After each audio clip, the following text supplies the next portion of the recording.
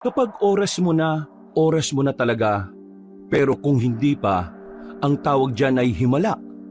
Ito ang naging pananaw naming magkakaibigan nang minsang makatanggap kami ng misyon galing sa isang mayaman na taga-Antique. Isang misyon na talaga namang nagbigay ng matinding aral at karanasan sa amin. Akala ko nga noon kabanong hindi na namin masisilayan pa ang liwanag ng kinabukasan. Pero dahil sa aming matinding pananalig sa paniniwalang kakayanin naming magtagumpay sa isang imposibleng laban, nagawa naming lagpasan ang pinakamatinding hamon sa aming buhay. Ang pabagsakin ang pinakamabangis na aswang ng Antique. Kilalanin niyo na lamang po ko sa pangalang Randy, isang birador noon. Kabanong, mga kabangers at mga kayanggaw, ito ang aking kwento.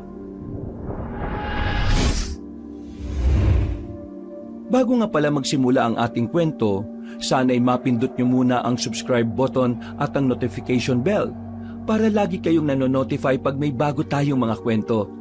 Pakibisita at pakisuportahan na rin ang iba pa nating mga channel. Ang Pamela Clamil Channel at ang Kabanong version 2.0. Kung wala sa mga nabanggit ko ang channel na mapapakinggan nyo na nagnanarita ko, yung channel na yon ay malamang ninakaw ang ating mga audio recordings. Huwag po nating suportahan. Mag-unsubscribe tayo dito. Naglalambing ako sa inyo na sanay yung 3 channel lang ang ating suportahan. At huwag nyo rin kalilimutan mag-like at comment. Napakalaking tulong po ito sa ating channel para mas makapagatid pa kami sa inyo ng mga magaganda at mga nakakapangilabot na mga kwento. At ngayon, sa ating pagpapatuloy. Hindi natin sila kakayanin kung sasabayan natin sila ngayon. Hindi rin tayo pwedeng umatras, no? Nakilala na nila tayo eh. Mukhang wala na tayong choice. Execute Plan B. Sigurado ka ba? Papalayo na tayo sa area. Delikado kung babalik pa tayo. Kung tatakbo lang tayo ng tatakbo, baka makarating na rin sila sa mga baryo. Mas delikado. Execute Plan B. Yun lang ang natitirang paraan para mapatay natin ang mga aswang na humahabol sa atin. Okay. Copy. Sige, let's do this! Pagod, sugat at gutom. Yun ang resulta ng pakikipagsagupaan namin sa mga aswang ng Kapis ng halos isang buong araw. Nagsimula kami ng tanghali, inabot na kami ng madaling araw, pero hindi pa rin namin sila napapatay. Pero kahit na ganon, hindi kami nawala ng pag-asa noong mga oras na yon.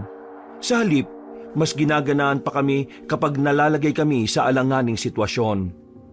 Kabanong, mga birador kami ng aswang. Tubong Kapis din.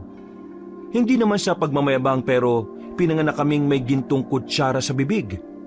Pero hindi karangyaan ang gusto naming landas. Sabay-sabay kaming nagdesisyon na pasukin ang buhay ng isang manunugis. Ang tungkulin ng isang manunugis ay naging sistema na rin namin sa halos 4 na taon naming ginagawa yon. At kung nasaan ang mga aswang, naroon din kami para tugisin at burahin sila sa mundo. Sige na, mauna na kayo. Bilisan nyo. Hindi, sabay-sabay tayo makakabalik sa area. Mauna na kayo. Namumulikat ang paa ko eh. Randy, tulungan mo muna si Brando. May bala pa naman ako rito eh. Lilibangin ko lang sila. Sinandal ko si Brando sa gilid ng puno. Paghawak ko sa binti niya ay parang naninigas na yon. Sa aming 3, siya talaga ang madalas na pulikatin. Kung minsan pa nga, ay kamuntikan na niyang ikamatay yon dahil muntikan nang umabot sa pagkalalaki niya ang pulikat. Habang pinagbababaril ni Kevin ang mga aswang, ginawa ko ang makakaya ko para makabalik sa normal ang binti ni Brando. Kahit ilang beses na kaming nakikipaglaban sa mga aswang, nung mga oras na yon ay aminado rin akong kinakabahan ako. Makalipas lang ang halos 3 minuto, naubusan na rin ng bala si Kevin. Sakto naman na umayos na rin ang binti ni Brando.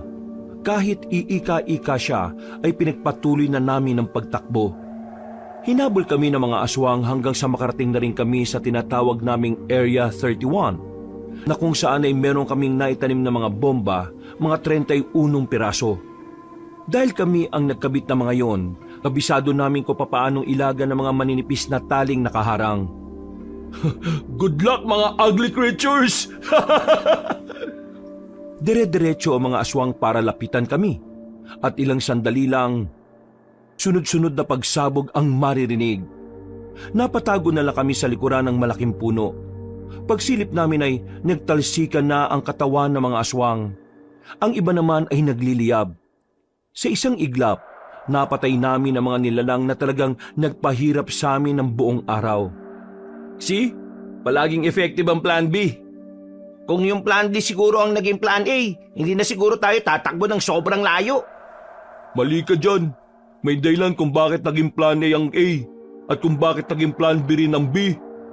Dahil palagi mas better ang plan A kesa sa plan B. Nagkataon lang na mas maraming chance na pumalpak ang plan A, kaya tayo nagpa-plan B. Isipin mo na lang na kaya ka nagiging second option ay dahil may mas gwapo sa'yo. Parang yung ginawa sa'yo ng dati mong shota. Manahimik ka nga. Di naman yung konektado rito eh. Binibigyan lang naman kita ng example. Ang mahalaga ngayon, natapos natin ng maayos ang misyon na pinapagawa sa atin ni Konsyal. Sa ngayon, wala nang angka ng aswang ang naninirahan dito sa Capiz. Makakapagpahinga na tayo at maghintay na lang kung kailan may babagsak uli na misyon para sa atin. Napatingin uli kami sa mga nagliliyabang katawan ng mga aswang. Isang malalim na paghinga na lamang ang nagawa ko, Kabanong. Matapos sa mga pangyayaring yon, umuwi na muna kami sa bahay na inuupahan namin. Malayo yon sa mga pamilya namin para na rin walang makikialam sa kung anuman ang inaatupag namin sa buhay. Tutol kasi ang pamilya namin sa aming mga ginagawa. Mas gusto nilang ilagay kami sa mundo ng pagninegosyo. Pero noon pa man, hindi namin nakikita ang sarili naming nagpapakalunod sa yaman. Nabuo lang naman ang interes namin sa pagiging birador ng aswang mula nang makilala namin ng isang matandang lalaki. Kung nabubuhay lang siguro si Master Oteng, nasaksihan niya sana kung paano natin nagagawa ng maayos sa mga misyon, no? Kulit kasi, sabing alagaan ng sarili, puro inom ang ginawa. Ayan, patay. Buti na lang kamo, bago niya tayo iwan naituro na niya lahat ng nalalaman niya sa atin. Tingin ko, yun talaga ang huling misyon niya ang maipasa sa atin ng mga nasimulan niya.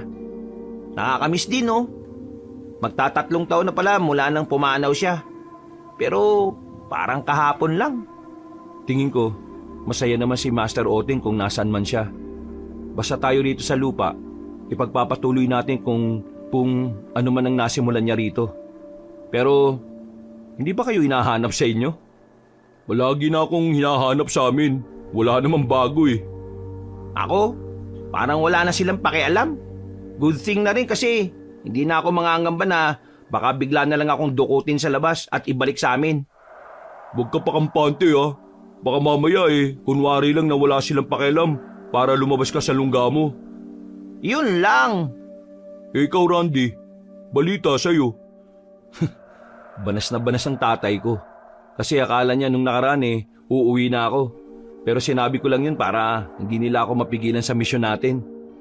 Ito tanong lang naman Hindi naman sa ayaw ko na Pero hanggang kailan ba tayo magiging birador ng aswang? E di hanggat may aswang at kaya pa nating lumaban, hindi tayo titigil.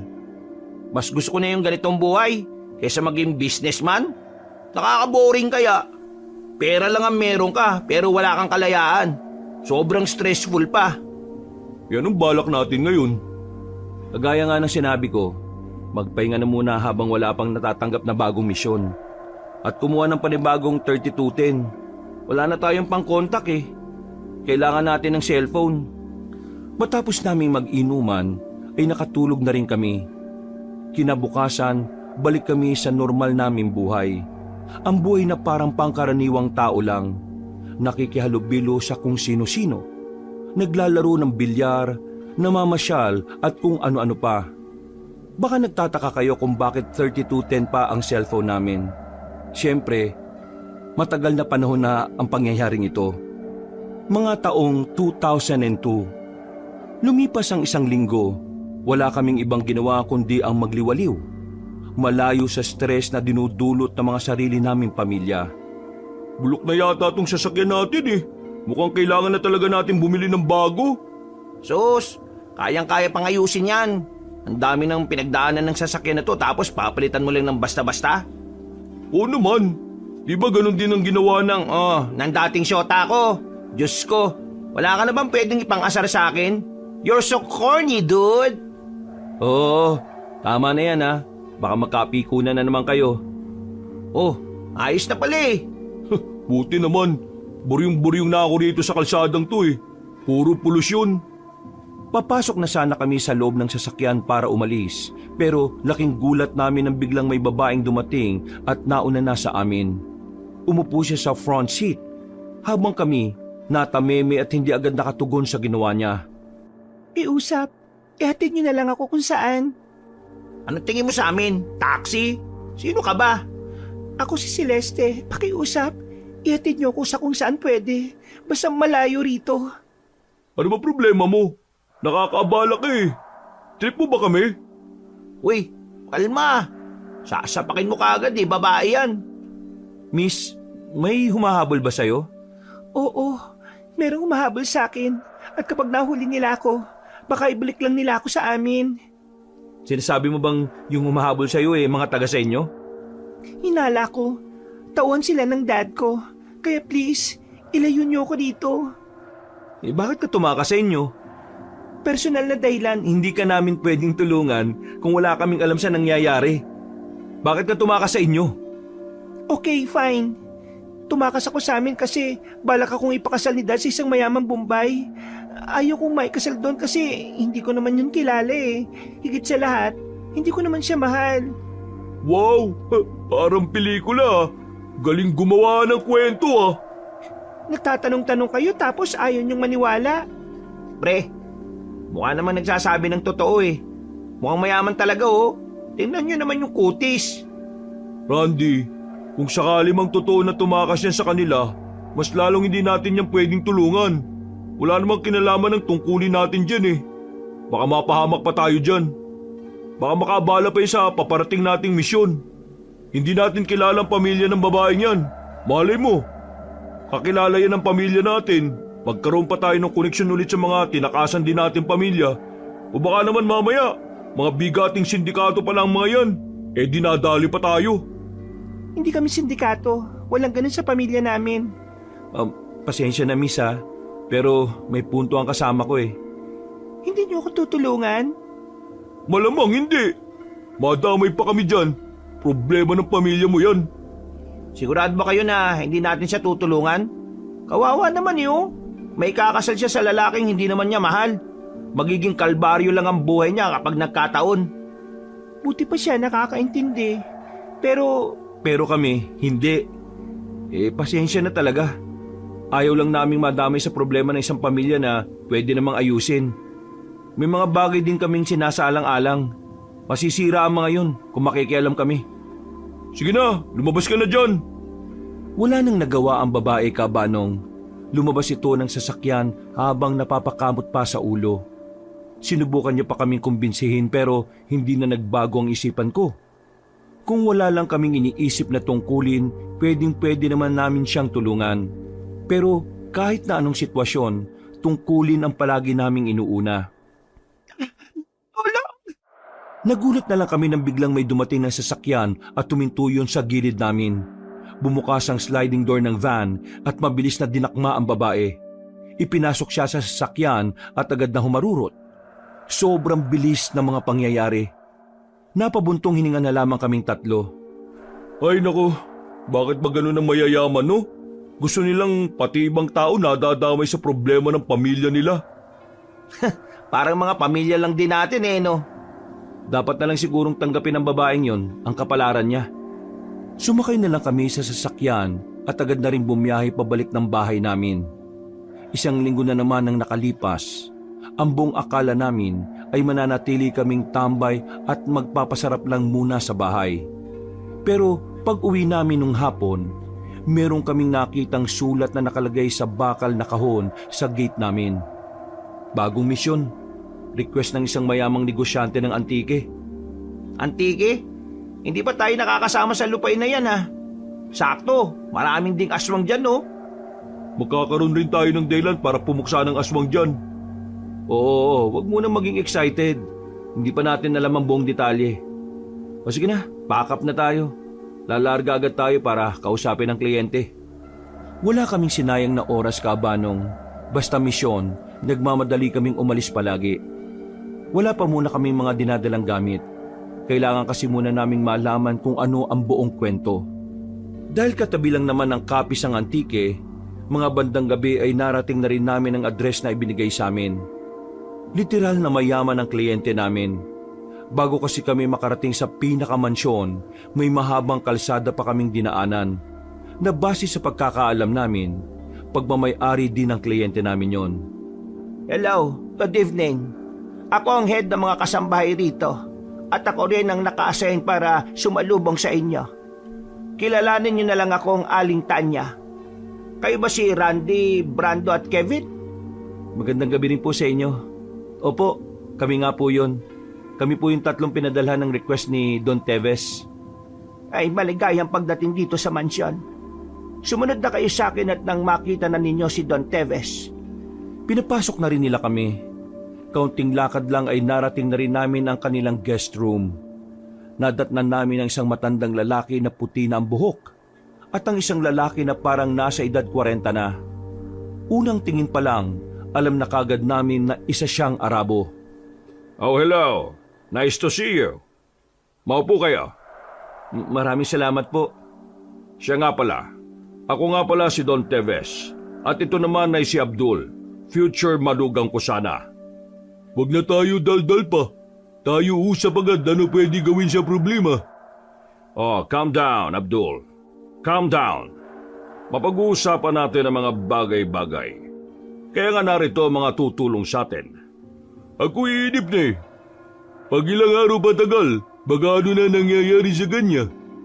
Ano po bang nangyari? I mean, ano ba talaga ang buong kwento at bakit nag-request kayo sa amin? I have a daughter sana na ikakasal rito kay Abdul. Pero nang malaman niya yon, bigla siyang umalis.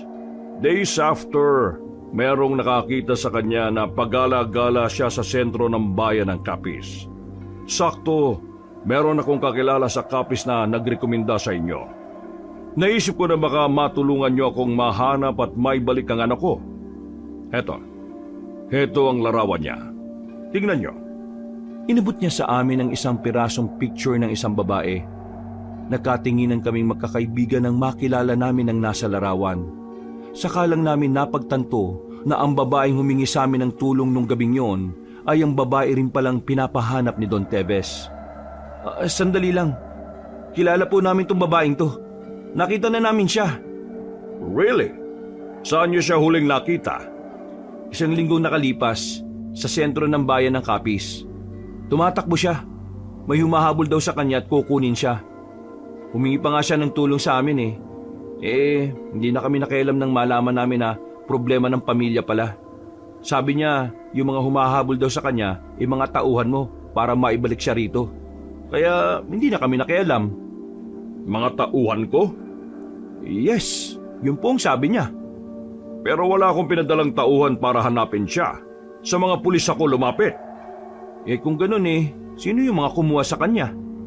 Di kaya may iba pang grupong dumukot sa kanya? May nakaaway ba kayo sa negosyo? Wala naman. Lahat naman kaibigan ko. Isipin niyo pong mabuti. Kasi kung hindi niyo tauhan yon, ibang tao ang kumuha sa kanya. Wala talaga. Wala akong maisip. Sandali. Alam niyo ba kung anong tinatrabaho namin?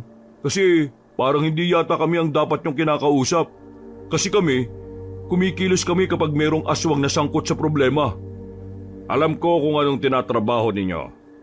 Kaya ko nga kayo pinatawag dito kasi alam kong kayo lang ang may kakayahang makapaslang na mga aswang. Nagsaliksik ako tungkol sa inyo. Nasaan ang aswang sa kwento nyo? 3 days ago, gamit ang ibang numero, tinawagan si Celeste ni Tanya. Nasabi niya kay Tanya na nakatakas siya mula sa isang warehouse. Doon sa linya, naririnig ni Tanya na may malalakas daw na parang angil ng mabangis na hayop. Kaya itong si Tanya, nagtanong. Ang sabi ni Celeste, hinahabol daw siya na matandang gustong kumuha sa kanya. Naisip ko, baka yung matandang yon ang aswang. Aswang ang humahabol sa kanya. Yun ang dahilan kaya naisip kong tawagan kayo. Hindi ko naman inakala na may iba ring kumuha sa kanya. Kung 3 days ago yan, tapos na yung pagdukot sa kanya niyan. Kung totoo nga aswang, baka yung dukot sa kanya sa sentro bayan ng Capiz, baka aswang din. Ay nako! Hindi, malabo yan. Kahit na mabilis ang mga pangyayari, malalaman namin kung aswang sila o hindi. Sino naman kaya ang mga taong yon? Hindi ko rin alam. Malabo pa ang lahat. Pero, totoo ang sinasabi ko kanina. Kahit itanong niyo pa kay Tanya. Pwede ba namin makausap si Aling Tanya ngayon, Don Teves? Oo naman, sige. Naku, usap-usap na naman. Wala ba aksyon?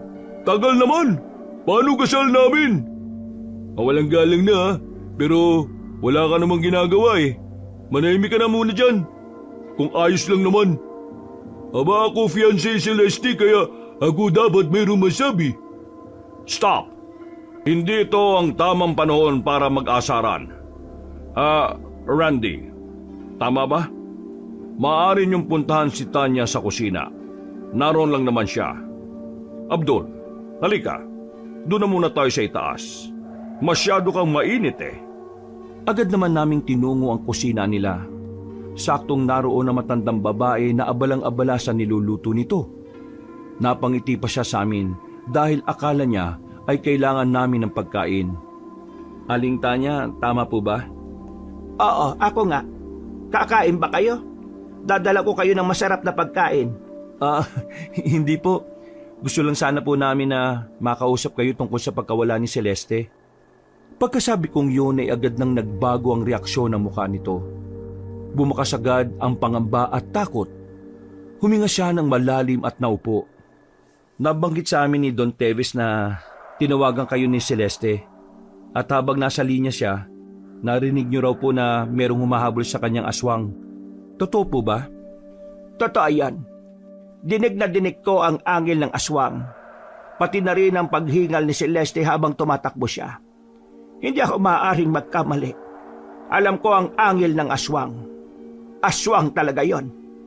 Ang tanong kasi rito, bakit naman siya hahabulin ng aswang? May nakwento sa akin si Ma'am Celeste bago siya lumayas at bago mangyari ang lahat ng ito. Pwede niyo bang sabihin niya sa amin? Kailangan ng mga detalye eh. 2 buwan na ang nakakalipas. Pumunta si Ma'am Celeste sa Capiz para sa isang okasyon. Kinabukasan na siya nakauwi. Ang sabi niya, meron daw kasi siyang nakausap na matandang lalaki sa terminal. Nung una akala niya normal na matanda lang. Pero ang sabi sa kanya na matanda, gusto daw siya nito. Natipuhan ng matandang lalaki ang alaga ko. Siyempre, dalaga pa si Celeste. At sino naman ang papatol sa isang matandang lalaki na hindi niya nga kilala? Kaya, tumanggi siya. Pag-uwi niya rito, kinuwento niya kagad. Ako lang ang nasabihan niya, wala nang iba. Akala niya doon na matatapos yon. Pero ang sabi sa akin ni Celeste, may mga gabi raw na pumapasok daw sa panaginip niya yung matanda. Nakakatakot raw. Tapos ito, bago siya lumayas, nasabi niya rin sa akin na may umaali-aligid sa kanya. Hinala niya aswang daw yon. Kasi nakakarinig daw siya ng angil na parang aso. Tapos, eto, nangyari na. May humahabol na sa kanyang aswang. Ang tingin ko, talagang aswang yung matandang lalaki na nakilala niya sa isang okasyon. Natipuhan siya ng aswang. Malaki ang naitulong ng sinabi ni Aling Tanya sa amin dahil kasi doon, mas napagtibay namin na talagang may sangkot na aswang sa problema. Muli kaming nagkausap ni Don Teves. Nagkasundo na kami sa presyo at nangakong sasagutin niya ang lahat ng magiging gastusin namin. Inalok din niya sa amin ang pansamantalang tirahan ng bahay na nasa gilid lang din ng mansyon. Hindi na namin yung tinanggihan. Makakatulong din kasi kung malapit lang din kami sa mansyon para mas madaling makausap si Don Teves. Pasensya na kayo ha. Kailangang umalis ni Don Teves. Ang dami na niyang kasing napabayaang trabaho sa opisina mula nang mawala si Ma'am Celeste. Alam niya naman, ang buhay hindi dapat tumihinto sa isang problema lang. Ayos lang ba sa inyo itong bahay? Ayos lang naman po kami rito. Malinis nga po ang sala eh. Kada linggo kasi, ako mismo ang naglilinis dito. Hanggang taas yan. Dati kasi itong bahay ni Ma'am Celeste. Regalo sa kanya ng ina niya noong nabubuhay pa. Nang mamatay ang mama niya, umalis na siya rito at nagdesisyon na tumira kasama ni Don Teves. Sayang naman pala itong bahay kung hindi nagagamit. Malaki rin Maganda para sa isang pamilya. Kaya nga, masaya ako na gagamitin nyo ito.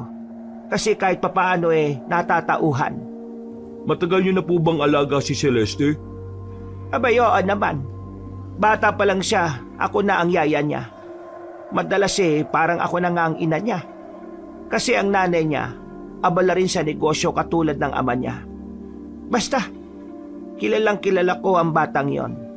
Kaya nga, nalalaman ko kagad kapag hindi siya okay. Bukod po rin sa mga nasabi niyo sa amin, baka po meron pa kayong nakakalimutan na nasabi sa inyo tungkol sa mga aswang. Nako, wala na Yun lang talaga.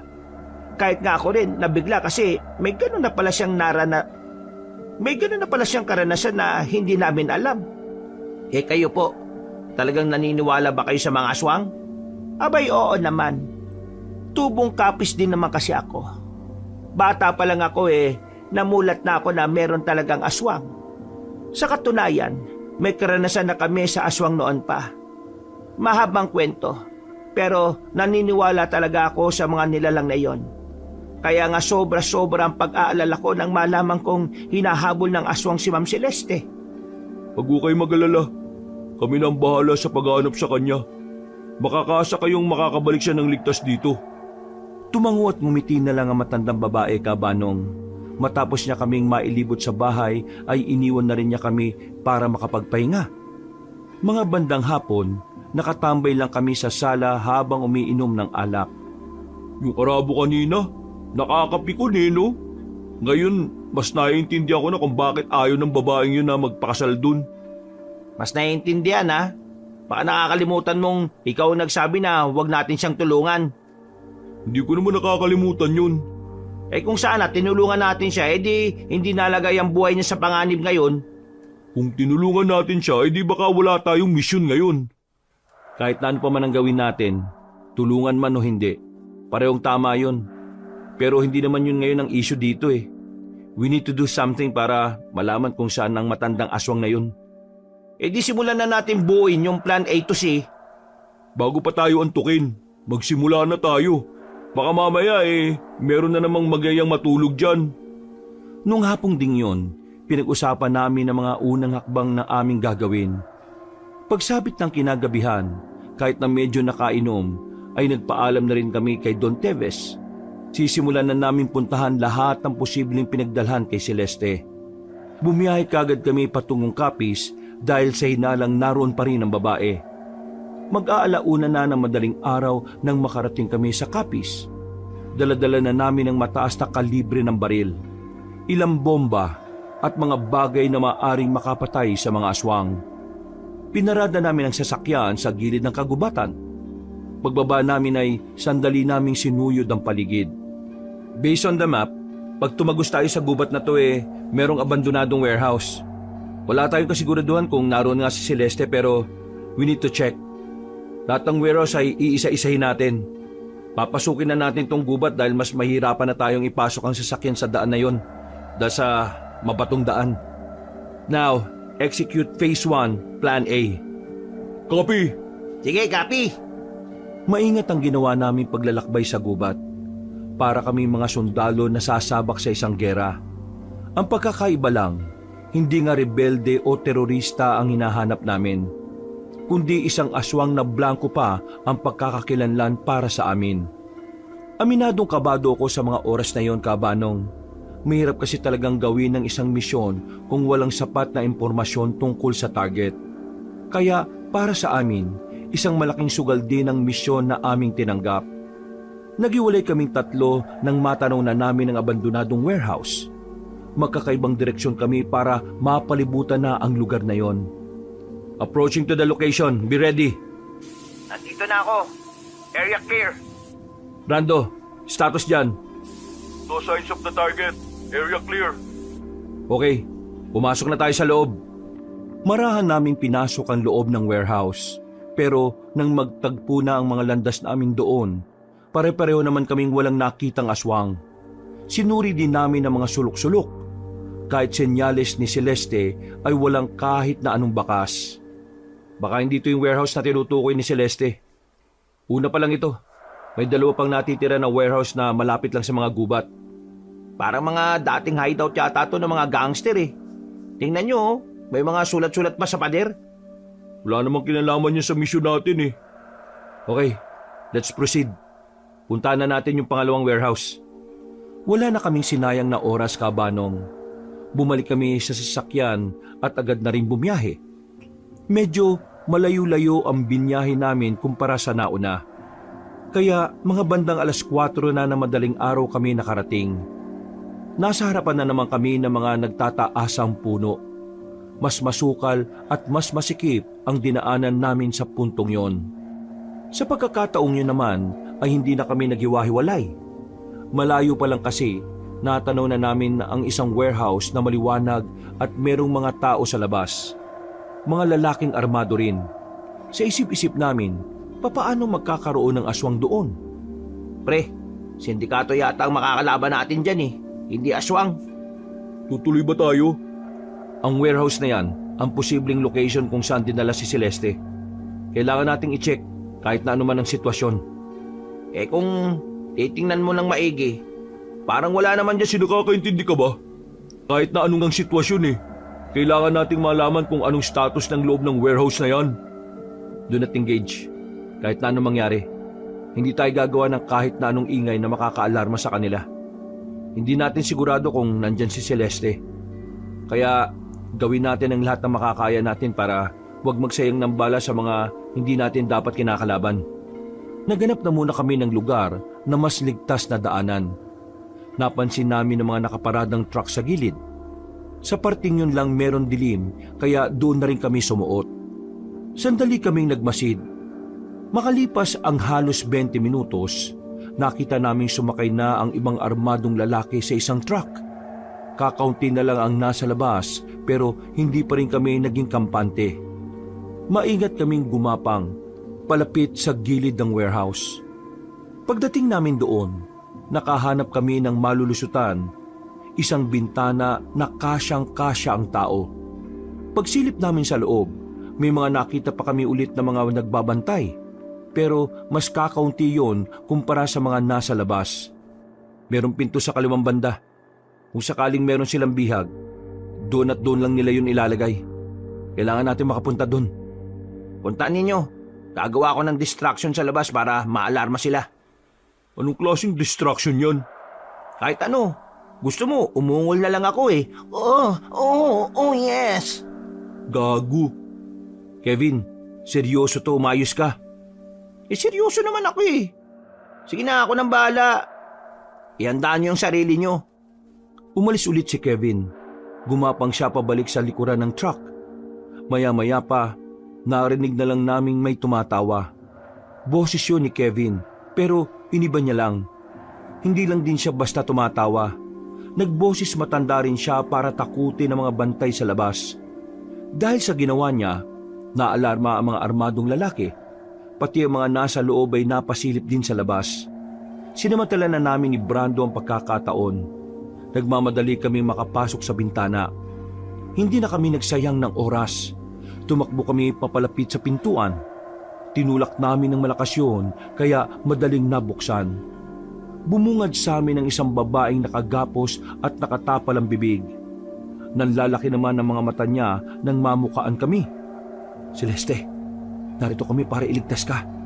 Kumalma ka lang kami nang bahala. Meron siyang sinabi sa amin pero hindi naman namin naintindihan. Tatanggalin na sana namin ang tapal sa bibig niya nang biglang magradyo sa amin si Kevin sa labas. Sunog na ako! Repeat! Sunog na ako! Alam na nilang narito ako! I will engage! Mamamatay ako kung hindi! Ilayo mo sila rito. Kami nang bahala sa mga matitira. Sige! Copy! Noong mga sandaling yun ay kagad rin namin kinalagan si Celeste. Pagtanggal namin ng tapal sa bibig niya ay may dalawang lalaking pumasok na kargado rin ng baril. Hindi na kami nagdalawang isip. Nirat-rat namin yon. Paglabas naman namin ay pinagbababaril din namin ng mga natitirang bantay. At dahil nagsunuran kay Kevin ng ibang bantay ay inakala na naming makakaalis na kami. Pero bago kami makalabas ng warehouse, isang matanda ang lumitaw na nagmula sa gilid. Nakasuot ito ng tuxedo na kulay itim. May sombrerong bilog at kulay itim rin. Huwag niyo ako ibibigay sa kanya. Ayoko sa kanya. Siya ba'y matandang aswang na nakilala mo sa isang okasyon? Oo, siya nga. Siya yon. Siya ang sumusunod sa akin. Siya rin ba yung narinig ni Aling Tanya na humahabol sa'yo? Oo, siya nga. Siya yon. Isa siyang aswang. Kayong dalawa, kayo ang bukang bibig ng ibang aswang. Kayo nga yon. Hindi ako maaaring magkamali. Mabuti naman at nakilala mo kami. Paano hindi ko kayo makikilala? Ang dami nyo ng pinaslang na aswang dito sa Kapis. Malamang hindi ka talaga taga-Kapis eh. Kasi kung taga rito ka lang, baka matagal ka lang wala. Lubayan mo na ang babaeng to. Wala kang mapapala rito kundi kamatayan lang. Kailangan ko ang babaeng yan upang may pagpatuloy ko pa ang dugo ko bilang sinaunang aswang. Kaya kung pipilitin yung kunin ang babaeng yan sa akin, magkakaroon talaga tayo ng problema. Wala kaming pakialam sa problemang sinasabi mo. Hindi namin ibibigay ang babaeng ito. Magkakamatayan muna tayo. Ha! Alam ko, mga matatapang at mahuhusay kayong birador ng mga aswang. At alam ko na ginagawa nyo lang ang trabaho nyo. Pero sa mga pagkakataong ito, kailangan nyong piliin ang sarili nyong kaligtasan kaysa sa tungkulin ninyo. Sinasabi mo bang hindi ka namin kakayanin? Hindi kayo ang mga taong makakapatay sa kagaya ko. Hindi ang mga bala ninyo. Kaya kung ako sa inyo, bitiwan niyo ang babaeng yan kung gusto niyo bang mabuhay. Wag! Huwag niyo ako ibibigay sa kanya. Ayoko sumama dyan. Halimaw yan. Magiging impyerno lang ang buhay ko kapag siya ang nakasama ko. Huwag kang mag-alala. Hindi kami papayag na makuha ka niya. Hindi ka na namin hahayaang makuha ng iba. Nabihan ko na kayo. Pero mukhang nakagawa na kayo ng desisyon eh. Kaya wala akong magagawa. Gagamit ako ng dahas para lang sa babaeng yan. Eh di gagamit din kami ng dahas. Madali lang naman kaming kausap eh. Agad namin pinaputukan ng matandang aswang. Hindi siya tinamaan. Sobrang bilis ng galaw niya. Gumapang siya sa pader. Habang iniilagan ng mga bala namin. Hindi namin tinigilan ng pagpapaputok. Kaso kahit na anong tutok namin, hindi namin siya kahit man lang madaplisan. Sa mga sandaling yon, medyo naalarma na ako. Hindi siya kagaya ng mga aswang na napatay namin. Masasabi kong siya ang pinakakakaiba sa lahat. Dahil sa taglay niyang bilis, nagawa niya makalapit ng hindi natatamaan ng bala. Hinugot niya ang baril at saka hinampas sa akin. Ganon din ang ginawa niya kay Brando. Kinuha naman namin kagad ang mahabang kutsilyo sa tagiliran. Hinarap namin ang matanda. Sabay kaming umatake ni Brando. Pero nahahawakan lang niya ang kamay namin. Hinila kami ng malakas at binalandra sa yerong dingding. Inaasahan ko na talagang darating ang araw na magkakaharap-harap din tayo. Pero pasensya na at hindi ko kayo pinaghandaan. Hindi ko naman kasi kayo nakikita ang problema sa mga plano ko eh. Dahil kahit na anong oras, pwede ko naman kayong paslangin. Pero hindi ko gagawin yon. Hindi ako interesado sa kaya ninyong gawin. Wag mo akong kunin. Hayaan mo na akong mamuhay. Huwag ka mag-alala, Celeste. Hindi naman kita kukunin para lang gawing kasangkapan sa mga plano ko eh. Kukunin kita at isasama sa buhay ko. Ituturing na asawa, mamahalin at papahalagahan. At kapalit nun, kailangan mo lang akong biyayaan ng maraming anak. Kaibangan niya sinasabi mo. Paulit-ulit ka na lang eh. Ayaw ko ngang maging asawa yung Arabo na hindi ko kilala. Ikaw pa kaya na aswang na hindi ko rin naman kilala? Eh di kilalanin mo ako. Problema ba yon? Kahit makilala kita, aswang ka pa rin! Layuan mo siya! Tumakbo ko ng mabilis palapit sa aswang kabanong. Sinubukan ko siyang saksakin ng hawak kong patalim. Pero parang alam na alam niya ang gagawin ko. Nailagan niya ako at nahawakan sa kamay. Mahigpit ang pagkakahawak niya kaya nabitiwan ko ang kutsilyo. Sinakal niya ako at iniangat sa ere. Bakit ba hindi na lang tayo magpasalamat dahil bubuhay ko kayo sa ngalan ni Oteng? Bakit kilala mo si Master Oteng? Binalibag niya ako ulit. Pagtingin namin kay Celeste, nakita naming hawak-hawak na siya ng aswang. Sinikmuraan niya ang babae para mawala ng malay. Ito na ang huling pagkikita natin. Kung hindi na kayo makikialam pa sa mga gusto ko mangyari, isipin nyo na lang na swerte kayo ngayon dahil mananatili kayong buhay at masisilayan nyo pa ang paparating na umaga. Hindi! Hindi kami papayag, visit ka! Wag! Hayaan mo na siya. Wala na kaming nagawa ng mga sandaling yon, kabanong. Dinala na ng aswang si Celeste at lumundag na rin papunta sa itaas ng mga puno. Naiwan kami roon na dumadaing ng sakit ng katawan. Hindi ba natin siya habulin? Paano si Celeste? Yung misyon? Hindi. Kailangan nating tanggapin ngayon na nabigo tayo. Anong nabigo? May pagkakataon pa tayo para mabawi yung babae. Brando, hindi natin siya kakayanin. Aminin na natin yon. Hindi siya kagaya ng mga naunang aswang na kinaya natin patayin gamit ang baril natin. Nakita mo naman kanina, di ba? Naiilagan niya yung bala. Walang aswang na may kayang gawin yon. Siya lang.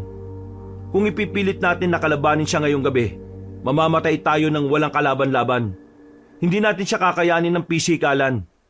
Umaasa lang tayo sa armas. Anong gagawin natin ngayon? Babalik na muna tayo at ipapaalam natin kay Don Teves ang nangyari. Mag-iisip tayo ng panibagong plano. Kailangan natin makaisip ng paraan kung papaano siya tatapatan pagdating sa lakas at bilis. Napabuntong hininga na lang ako ng mga sandaling yon, kabanong. Natigil lang ang usapan namin nang marinig ang pagradyo sa amin ni Kevin. Agad namin pinuntahan ang lokasyon niya. Inabutan namin siya na nasa tapat na ng sasakyan namin. Oh, nasaan si Celeste? Akala ko kasama niyo siya kanina. Itatakas na namin sana siya kanina eh. Kaso dumating yung matandang aswang. Kakaiba siya, Kevin. Hindi siya pangkaraniwang aswang. Nabawi niya si Celeste at umalis na sila. Wala na kaming nagawa eh. Ay, sayang naman. Dumudugo ulo mo ah. Ayos ka lang ba? Ha? Oo, ayos lang ako. Nabagok lang ako kanina habang tinatakasan sila. Pero huwag kayong mag-alala. Wala nang kalaban. Nalagas ko yung mga humahabol sa akin. For now, kailangan na natin bumalik. Alam kong dismayado kayo. Pero ang mahalaga ngayon, alam na natin kung anong gagawin ng aswang na yun kay Celeste. Ang kailangan na lang nating isipin eh kung paano natin siya haharapin sa mga susunod na engkwentro natin. Bumiyahin na lang kami pauwi. Nagpahinga lang kami at paggising namin, bandang 10:00 ng umaga, agad na namin pinuntahan si Don Teves at si Abdul. Sakto namang magkasama na naman sila habang nag-aalmusal sa dining area. Maupo kayo. Natagpuan namin ang lokasyon ni Celeste kaninang madaling araw. Sinubukan namin siyang iligtas pero nabigo kami. Totoong aswang ang kumuha sa kanya. At hindi lang yun. Ang aswang na yon ay may mga binayarang tao para magbantay kay Celeste. Kaya ang nasa isip namin, may impluwensya rin ng matandang yon. Pasensya na't hindi namin naibalik si Celeste kagad. Pero itutuloy namin ang misyon. Hindi kami titigil hanggat hindi na ibabalik sa inyo ang... Visit na yan! Balpak! Kami bigay bayad sa inyo, pero kayo naman, trabaho di maayos. Kayo ba talaga kaya gawa niyo trabaho? Kakaiba ang matandang aswang na yon. Hindi siya kagaya ng mga aswang na napatay namin. Kung hindi ako nagkakamali isa siya sa mga sinaunang aswang na hanggang ngayon ay buhay pa rin. Ang sabihin niyo, kayo talaga mahihina. Isa lang inyong kalaban, hindi niyo pa kaya batayin. Meron ba kayo dala baril? Pabihira. Ano ba kayo klase? Manahimik ka na nga dyan. Wala kang alam kung gaano kahirap ang trabaho namin ha. Buti ka pa nga, naghihintay ka lang dito eh. Ako hintay lang kasi ako kliyente ninyo. Ba't ako sasama sa inyo Ako babayad pang pera sa inyo. Kung wala ka masabing matino, pwede bang manahimik ka na nga lang dyan? Don Tebes, patahimikin mo nga yung Arabo na yan. Baka mabira na namin yan eh. Masama pa naman ang araw namin. Ano ba naman kayo? Kumalma nga kayo. Walang mangyayaring maganda kung tayo magkakagulo. Bigyan nyo kami ng ilang pang mga araw. Hahanapan namin ito ng paraan. Ilang araw? Mapanganib na buhay si Listy. Tapos ilang araw pa? Abdul, naiintindihan ko na nag-aalala ka para sa anak ko. Pero kailangan mong ikalma ang sarili mo. Wala ka rin namang naitutulong eh. Ipaubaya natin ito sa kanila dahil sila ang mas nakakaalam kung papaanong re-resolbahin ang problemang ito. Nanahimik na ang Arabo sa sandaling yon. Mabuti naman at hindi na siya nagsalita dahil kahit ako ay banas na rin sa kanya. Matapos ang pag-uusap ay bumalik na lang muna kami sa bahay. Nagpamuni-muni na muna kami roon. Nagpalamig ng ulo para makapag-isip ng maayos. Kahit ako hindi rin naman sanay na meron tayong misyon na hindi agad nagawa ng maayos. Hindi rin naman natin inaasahan. Sadyang malakas lang talaga yung matandang yun. Pero narinig kong sinabi niya habang sakal-sakal ka niya. Ahayaan niya tayong mabuhay sa ngalan ni Master Oteng. Kilala niya si Master Oteng. Ang hindi natin alam, paano? Hindi kaya dati nang nagkaharap yung dalawa? Kung magkaaway sila nun, wala siyang dahilan para hayaan niya tayong mabuhay. Ibig ba nitong sabihin, dati silang magkaibigan? Hindi natin alam. Si Master Oteng lang ang makakapagsabi niyan. Kaso, wala naman na siya. Isang malalim na buntong hininga na lang ang nagawa namin, Kabanong. Pare-pareho kaming lugmok. Hindi kasi kami sanay na may trabahong hindi natatapos na maayos. Hanggang sa pagtulog sa gabi, hindi pa rin ako mapakali. Iniisip ko pa rin kung papaano matatalo namin ang matandang aswang. Hindi naman kasi kami kagaya ni Master Oteng na kahit itak at punyal lamang ang gamit ay kayang tapusin ang misyon. Kinabukasan, nanatili lang kami sa bahay. Hindi na muna kami kumilos para sa misyon. Pakiramdam kasi namin, kailangan na muna naming i-relax ang utak namin para mas makapag-isip ng maayos. Dinilang ko kayo ng masarap na turon. Kumain na muna kayo. Masarap yan, mga iho. Maraming salamat po, Aling Tanya. Ilapag niyo na lang po dyan at kakainin na lang namin yan mamaya. Iniisip niyo pa rin ba ang nangyari? Alam niyo, sa buhay, hindi naman palaging panalo tayo. At hindi palaging umaayon ang panahon sa kung anong gusto nating maging resulta ng ginagawa natin. Napatingin kaming tatlo kay Aling Tanya. Napangiti kami sa sinabi niya. Naalala kasi namin ang nanay namin sa kanya.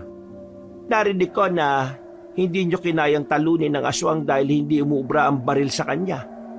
Meron akong alam na paraan para kahit papaano magawa niyo siyang labanan. Ano pong ibig niyong sabihin? Pamilyar ba kayo sa salitang mutya? Mutya? Oo naman. Yan yung ginagamit ng master namin nung nabubuhay pa siya. Bakit po alam niyo yung bagay na yan? Birado rin po ba kayo ng aswang nung araw? Nako, hindi. Hindi ako kailanman naging ganon.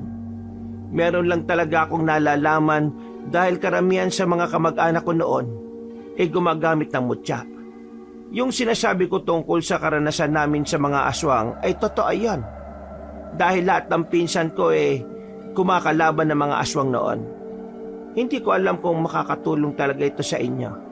Pero meron akong lugar na kung saan namumugad ang mutya roon. Lumalabas sa mga mutya tuwing huling araw ng Nobyembre. Dakong alas 6 ng gabi hanggang alas 12 na madaling araw. Doon nangunguha ang mga pinsan ko noong araw. Kaya nga lang, hindi ko sigurado kung hanggang ngayon, meron pa ring mutya na nakukuha doon. Ituro niyo po sa amin kung saan. Kailangan naming subukan. Kung yun lang ang natitirang paraan para matalo namin ang aswang na yun, gagawin namin. Ang kaso nga lang, ang mutyang nakukuha ron ay hiram lang. Ibig sabihin sa oras na magawa na ninyo ang pinakamisyon ng mutya, mawawala na ang bisa niya. Ganun ang nangyayari sa mga pinsan ko kaya isang beses lang nila yon napapakinabangan. Kahit na pansamantala, ang mahalaga, magagamit namin yun sa laban para mabawi si Celeste. Ibibigay ko sa inyo ang eksaktong lokasyon kung saan kayo makakakuha ng mutya. Hintayin niyo lang ako rito. Agad na umalis sa matandang babae, Kabanong. Lumapit naman sa akin si Kevin. Naniniwala kayo ron? Wala namang masama kung susubukan, di ba? Bago tayo pumunta sa sasabihin niyang lugar, kailangan nating alamin kung ano ba talaga ang background ni Aling Tanya. Kakusapin ko mamaya si Don Teves. Hihingin ko ang mga impormasyon ni Aling Tanya. Maya-maya lang din, binalikan na kami ni Aling Tanya. Inabot niya sa amin ng kapirasong papel. Naroon ang kompletong gabay kung papaano namin mapupuntahan ng pinamumugaran di umano ng mga mutya. May 3 araw pa na magbago matapos ang buwan, kaya kinabukasan ng umaga, nang malaman na namin kung saan nakatira si Aling Tanya, agad na rin kaming tumungo roon. Pagdating namin sa lugar nila, ay nagtanong-tanong kami. May mga nakausap naman kaming ilan sa mga kamag-anak nila, pati rin ang mga kapitbahay na talagang kilalang kilala ang kanilang pamilya. Kinumpirma ng mga yon na dating araw ay kumakalaban ng mga aswang ang angkan ni Aling Tanya. Pero natigil lang ang mga yon dahil mas pinili ng mga yon ang kapayapaan kesa sa karahasan. Kumpirmado na. Ibig sabihin may pag-asa na tayo matalo ang lintik na aswang na yon. Huwag ka muna maging kampante. Hindi pa nga natin alam kung anong mutya makukuha natin at kung sino sa atin ang makakakuha. Kahit na sino man at ano man ang mutya na makuha natin, ang mahalaga naman may ipangtatapat na tayo sa aswang na yon. Magagawa na rin natin iligtas si Celeste. Inaalala ko, paano kung inanakan na ng aswang na yun si Celeste sa mga araw na nasayang natin? Yan ang hindi natin kontrolado. Kaya habang wala pa ang mga mutya, ipagdasal natin sana hindi pa sinisimulan ng matandang aswang na yon ang plano niya. Mabilis na lumipas ang mga araw. Huling araw na ng buwan. Ang itinakdang araw para puntahan ang sinabi ni Aling Tanya na pinamumugaran ng anting-anting. Nagdala kami ng mga armas sakaling mapalaban. Liblib din kasi ang pupuntahan namin kaya hindi namin inalis ang posibilidad na baka merong aswang. Halos 1.5 oras din ang binyahe namin. Partida, wala pang mabigat na traffic. Ipinarada namin ang sasakyan sa gilid ng kalsada. Kailangan naming tahakin ang nagtataasang talahib at pumasok sa gubat. Hindi naman na kami nababahala na baka biglang may umatake sa amin. Mas nababahala pa kami na baka bigla na lang kaming tuklawin ng ahas. Exactly 6 p.m. nandito na tayo. Malapit-lapit na naman tayo, di ba? Base dito sa binigay ni Aling Tanya, kapag nalagpasan na natin ang kagubatan na to, makikita na rin ang sinasabi niyang lugar. Tama lang kaya itong ginagawa natin? Ano bang klaseng tanong yan? Malamang oo. Kailangan natin ng panlaban sa matandang aswang na yun Hindi. Ang ibig ko sabihin, hindi ba delikado ang gagawin natin? Wala ba mga pagsubok na kailangan daanan para makuha yung mutya? Kung naalala niyo yung kwento sa atin ni Master Oteng, hindi rin naging madali para sa kanya na makakuha ng mutya. Kaya expect the unexpected. Mas binilisan pa namin ang paglalakad hanggang sa tuluyan na nga naming matanaw ang malaparaisong ilog na hindi naman kalaliman. Sa gilid ng ilog, may mga halaman na hindi rin naman namin matukoy ang uri. Basta kahit na madilim ang paligid, para bang nagliliwanag ang mga yon. Kakaiba ang nararamdaman namin. Parang mahiwaga. Eto na yun. Ito na yung lugar na sinasabi ni Aling Tanya. Ang tanong, paano natin malalaman na mutya na pala yung nasa harapan natin? Sabi ni Aling Tanya, kapag merong kumikislap, mutya na raw yun. Di simulan na natin ang paghahanap. Maghiwa-hiwalay na tayo para mas madali nating mahanap yung mutya na para sa atin. Wala na kaming sinayang na sandali, Kabanong. Nag-iba na kami ng mga direksyon. Ako naman ay dinerecho ang daan. Masuri kong inilawan lahat ng madaraanan ko. Halos 1 oras din yata akong palakad-lakad lang, pero wala akong napapala. Pagbalik ko sa 2 kong kasama, sugatan si Kevin at si Brando. Oh, anong nangyari sa inyo? Dumulas ako pababa. Akala ko malalaglag na ako sa bangin eh. Pero nakita ko na yung mutya na para sa akin. Hindi ko lang alam kung anong klase ng mutya. Yung sa akin naman, bigla na lang may lumundag na pusa sa akin. Buti na lang nadepensahan ko siya. Nataboy ko yung pusa, pero bago siya umalis, merong naiwan na kuko dito sa braso ko. Yung kuko na yun, kumikislap. Kaya tingin ko, ito na rin yung mutya na para sa akin. Mutya ng kuko ng pusa. Eh ikaw pre, Hanggang ngayon wala pa rin eh. Wala akong makita na kumikislap. Hanapin lang natin. Kung kami meron, malamang yan, meron ka rin. Naging positibo na lang ako ng mga sandaling yon, Kabanong. Naglakad-lakad pa kami at kada sulok ay tinitingnan namin. Maya-maya pa, nakarinig kami ng malakas na pagaspas ng pakpak. Agad na naming inilabas ang mga baril namin. Ang unang pumasok sa utak namin ay aswang. Yandaan yung mga sarili nyo. Mapapalaban yata tayo ah. Pambihira, pati ba naman dito meron? Be alert. Focus. Marahan kaming naglakad para puntahan ang pinagmumulan ng mga pagaspas. Hindi nagtagal, nakita na rin namin ang isang malaking ibon na nakatungtong sa malaking bato. Hindi namin alam kung anong klase ng ibon yon. Pero nakakasiguro kami na hindi naman yon aswang. Ibinaba namin ang baril na hawak namin. Tinutukan namin yon ng ilaw at marahan din naman kaming nilingon ng ibon. anong gagawin natin? Wala tayong gagawin. Wala naman siyang ginagawa sa atin eh. Bakit ka lalapit? Hindi ko alam. Pakiramdam ko, kailangan ko talaga siyang lapitan. Kapag ikaw hinampas ng pakpak niyan. Napatigil ako sa paglalakad nang makita kong parang nakatingin na sa akin ang malaking ibon. Para bang naiintindihan niya kung bakit kami nasa lugar na yon. Hindi namin alam kung anong klase ng ibon ka. Pero kung ano man ang dahilan kung bakit ka nagpakita sa amin, sana tulungan mo akong mahanap ang mutya na para sa akin. Bumaba ang ibon mula sa malaking bato. Lumipad siya at tumigil sa harapan ko. Hindi ako gumalaw. Sinenyasan ko lang ang dalawa kong kasama na huwag magpapaputok kahit na anong mangyari. Noong mga sandaling yon, pakiramdam ko ay sinusuri ako ng maigi na malaking ibon. Makalipas lang ang halos 1 minuto, lumipad na rin siya papalayo. Buong akala ko noon ay ganun-ganun na lang yon. Pero napansin ko na lang na merong maliit na balahibo ng ibon sa lapag na umiilaw. Parang balahibo lang ito ng sisiw dahil sa hugis nito. Kinuha ko yon. Bigla na lang akong nakaramdam na matinding init sa katawan. Pero hindi ko naman magawang bitiwan. Oh, ano nangyayari sa'yo? Uy! Pare! Wag, hayaan niyo ako. Tingin ko, eto na ang mutya na para sa akin. Maya-maya lang, nawala na rin ang init na nararamdaman ko. Nakaramdam ako ng kaunting pagkahilo kaya inalalayan na muna nila akong makaupo. Maya-maya pa, nahimasmasan na rin ako. Muli kong tiningnan ng balahibo ng ibon. Hindi na siya nagliliwanag. Isa na lang siyang normal na balahibo sa paningin namin. Anong nararamdaman mo, pre? Pakiramdam ko, nasa katawan ko na ang mutya. Agad-agad? Buti ka pa. Sa amin, hindi pa ganyan eh. Kailangan nating matutunan kung paano ito ginagamit. Kailangan natin balikan ang bahay ni Master Oting. Naroon ang lahat ng dapat na malaman natin para maging epektibo itong mutya na meron tayo.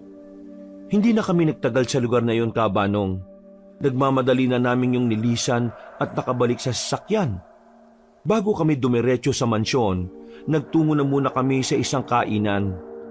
Sandali lang kaming nagpahinga. Bandang 12:00 ng gabi, bumiyahe na kami kagad patungo sa bahay ng dati naming master, ang mabangis na albularyo na si Master Oteng. Grabe, ang tagal na rin pala natin hindi nakakapunta dito, no? Buti na lang, consistent ang paglilinis nila Aling Tera dito, kaya hindi napapabayaan. Pwede pa ba tayong pumasok sa loob? Nasa sa atin pa rin yung kopya ng susi, kaya may karapatan pa rin tayo. Isa pa, tayo lang naman ang pinakamalapit na taong kilala ni Master Oteng eh. Bumaba na rin kami ng sasakyan at agad na rin pumasok sa bahay. Pagbukas namin ng ilaw, napangiti na lang kami ng mapait. nakita namin agad ang larawan ni Master Oteng na nakadikit sa pader. Ang larawan na yon ay kuha pa noong bago pa lang kami sa mga nalalaman namin. Nakakamiss yung mga araw na dito tayo nagiinuman, no? Bakit ba kasi napakatakaw niya sa alak eh? Nauna tuloy siya. Kung hindi lang sana nagpabaya si Master Oteng, di sana kasama natin siyang lumalaban ngayon. Tingin ko, tanggap na niyang mawawala siya eh. Alam niya kasing naiwan na niya lahat sa atin yung mga dapat nating malaman eh. Maliban na lang kung paano natin gagamitin ng tama ang mutya. Hindi niya kasi kailanman naisip na gagamit tayo nito balang araw eh. Nasanay siya noon na puro baril ang hawak natin. O siya, isaran niyo na yung pinto. Kunin na natin ang mga libro.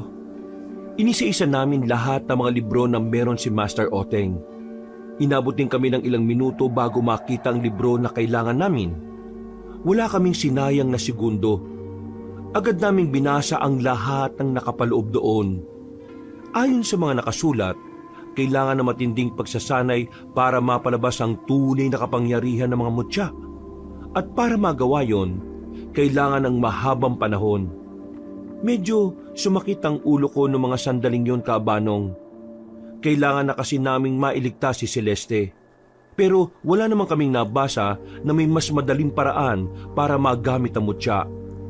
Sa pagpapatuloy ng pagbabasa namin, natutunan din namin ang iba pang hakbang kung papaano makikipag-ugnayan sa mutya dahil base roon, ang mga mutya ay para ding tao na nagtataglay ng espiritu. Paano to? Tatagal ng 6 na buwan ang kailangan natin bunuin base rito sa libro. Kailangan na nating mailigtas si Celeste eh. Wala na ba talagang ibang paraan? Baka naman sa ibang libro nakasulat. Nabasa na natin lahat eh. Wala talaga. Wala pa din palang saysay itong mutya na nakuha natin. Magagamit din natin to. Paano nga? Hindi ko alam eh. Pero malakas ang pakiramdam ko na kakailanganin pa rin natin to. Natigilan kami sa pag-uusap nang maramdaman namin parang may tao sa labas. Agad namin binalik ang mga libro. Pagsilip namin sa bintana, nakita namin ang isang matandang lalaki na nakatayo sa harapan. Nung una, hindi namin siya naaninagan. Kaya binuksan na namin ang ilaw sa labas. Dito na namin nakita kung sino ang naroon. Siya ang matandang aswang na dumukot kay Celeste. Agad kaming lumabas at hinanda ang baril namin. Bakit ka narito? Paano mo nalaman ang bahay ng master namin? Bago nyo pa nalaman ng bahay na ito, ay alam ko na ito matagal na. Sino ka ba talaga? Bakit mo siya kilala? Hindi ba kayo nagtataka? Dapat wala na kayo ngayon pero hinayaan ko lang kayong makatakas. At dahil doon kay Oteng. Sabihin mo, dati ba kayo magkaibigan? Magkaibigan? Higit pa sa magkaibigan! Diretsuhin mo na kami! Kaming dalawa ni Oteng ay parang magkapatid na noon pa. Pero nasira ang pagkakaibigan namin nang piliin niyang maging kalabang ko kesa maging kagaya ko. Ibig mo sabihin, noon pa man alam na niyang aswang ka? Alam na niyang aswang ako pero mas pinili niya pa rin tahakin ang landas na salungat sa landas ko. Kaya ang naisip ko, gusto niya talaga akong kalabanin. Na talagang kinalimutan na niya ang pinagsamahan namin. Sa akin naman, ayos lang. Hindi naman na masama ang loob ko. At kahit na kailan, hindi rin naman kami nagkaroon ng pagkakataon na maglaban. Iniiwasan namin ang landas ng isa't isa. Hindi ko nga alam na wala na pala siya. Anong dahilan mo? Bakit mo ito sinasabi sa amin ngayon? Nagtatanong kayo, hindi ba? Di sumasagot lang ako. Malis ka rito. Wala kang karapatang dumalaw rito. Mahalaga rin sa akin si Oteng kahit na magkaiba na ang landas namin. Narito lang naman ako dahil bago ko masimulang tuparin ang mga plano ko, gusto kong sabihin sa kanya na mangyayari na ang sinasabi niya sa akin noon na malabong mangyari. At dahil nandito na rin pala kayo, gusto ko lang sabihin sa inyo na ayaw ko kayong saktan. Ayaw kong idamay ang mga taong itinuturing na anak ng aking matalik na kaibigan. Kaya naman, binibigyan ko kayo ng pagkakataon na mabuhay. Huwag kayong makikialam sa mga plano ko at walang mangyayaring masama sa inyo. Kung sakaling nabubuhay pa si Master Oteng sa panahong ito, hindi siya papayag sa gusto mong mangyari. At yun din ang pananaw namin. Wala kaming balak na manahimik. Wala kaming balak na manood lang habang sinisimulan mong maghasik ng kasamaan sa mga tao. Hindi nyo alam ang mga pinagsasasabi nyo. Wala kayong ideya kung gaano kasarap mamuhay ng walang pakialam sa mga bagay-bagay. Kaya hindi ko maintindihan bakit pilit yung nilalagay ang inyong mga sarili sa isang lugar na alam nyong delikado. Dahil yun ang ugali ng isang tao, ang magkaroon ng pakialam sa kabutihan at kapakanan ng iba. Kaya kung tatangkain mong patahimikin kami, mabibigo ka lang. Dahil kahit na anong mangyari, papalag at papalag kami. Kaya prepare yourself, old monster! Tumawa rin ng malakas sa matandang lalaki. Halos manakit ang tiyan niya sa kakatawa. Pero kami, nanatili na kaming seryoso. Gustong-gusto ng pagbabarilin ng dalawa ang matandang kausap namin. Pero pinipigilan ko lang sila. Kailangan naming maging maingat sa mga desisyon na aming bibitiwan. Dahil sa mga pagkakataong yon, alam kong wala kaming laban sa kanya. Lalo na't hindi pa rin namin tuluyang napapagana ang kapangyarihan ng mga mutya. Hindi ko inakala na makaka-impluwensya si Oteng na mga kagaya ninyo. Umahanga ako sa kakaibang katapangan na ipinapakita niyo sa akin. Pero hindi sa lahat ng oras ay tapang ang ginagamit, mga iho. Kailangan nyo rin timbangin ang sitwasyon. Minsan, mas kailangan nyong mabuhay dahil maraming taong may iwan kapag nawala kayo. Ang katapangan ay isang ugali na madalas nagdadala sa isang individual sa kanyang sariling libingan. Kahit na ano pang sabihin mo, hindi na magbabago ang isip namin. Buong-buo na ang loob namin na gawin ang tungkulin namin. We will do anything to kill you. Aswang! Biglang humangin na malakas. Sandaling namayani ang katahimikan. Naramdaman na lang namin ang pagbilis ng tibok ng puso namin. Bagay na hindi naman namin nararamdaman ng mga nakaraan naming misyon. Sana hindi niyo pagsisiyan ang desisyon na ginawa niyo ngayong gabi. Ito na ang huling pagkakataon na kalmado niyo akong nakausap. Sa susunod na pag-uusap natin, isa na sa atin ang mamamatay. Ngumisi siya sa amin at nagpakita ng nakakalokong ngiti, Kabanong. Pag-alis niya ay sakala kami nakahinga na maluwag. Pinagpapawisan kami ng dahil sa pagiging tensyonado. Is this the end? Huwag kayong mawawala ng pag-asa. Nasa punto tayo ng misyon natin na talagang susubukin ang katapangan at paniniwala natin sa isa't isa. Hindi tayo dapat panghinaan ng loob. Umaga na kami nakabalik sa mansyon dahil sa pagkakaroon namin ng mutya ay kahit papaano nagkaroon ng kaunting pag-asa si Don Teves.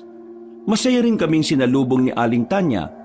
Hindi siya makapaniwala na kagaya ng mga pinsan niya, makakakuha rin kami ng mutya sa lugar na yon.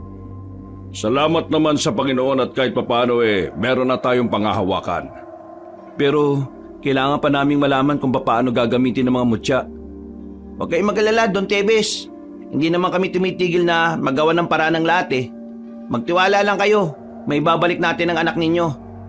Maraming salamat talaga sa inyo. Huwag na po muna kayo magpasalamat. Hindi pa tapos ang misyon Mukhang wala yata si Abdul ngayon. Papunta na nga ang isang yon. Mawalang galang na. Pero bakit nyo ba gustong ikasal si Celeste sa lalaking yun Mukha namang masama ang ugali nun. Mabuting tao naman si Abdul. Pero kasi kailangan na kailangan siya ng kumpanya ko. Malaking investment ang itataya niya para sa isa kong negosyo. Hindi mangyayari yun kung hindi matutuloy ang kasal nila ni Celeste. Hindi niyo ba naisip na baka kaya nangyayari ang lahat ng ito dahil ito sa karma ninyo? Karma ko? Kinakarma ka na kasi wala kang pakialam sa anak mo Tanging yaman lang ang tumatakbo sa utak nyo ngayon.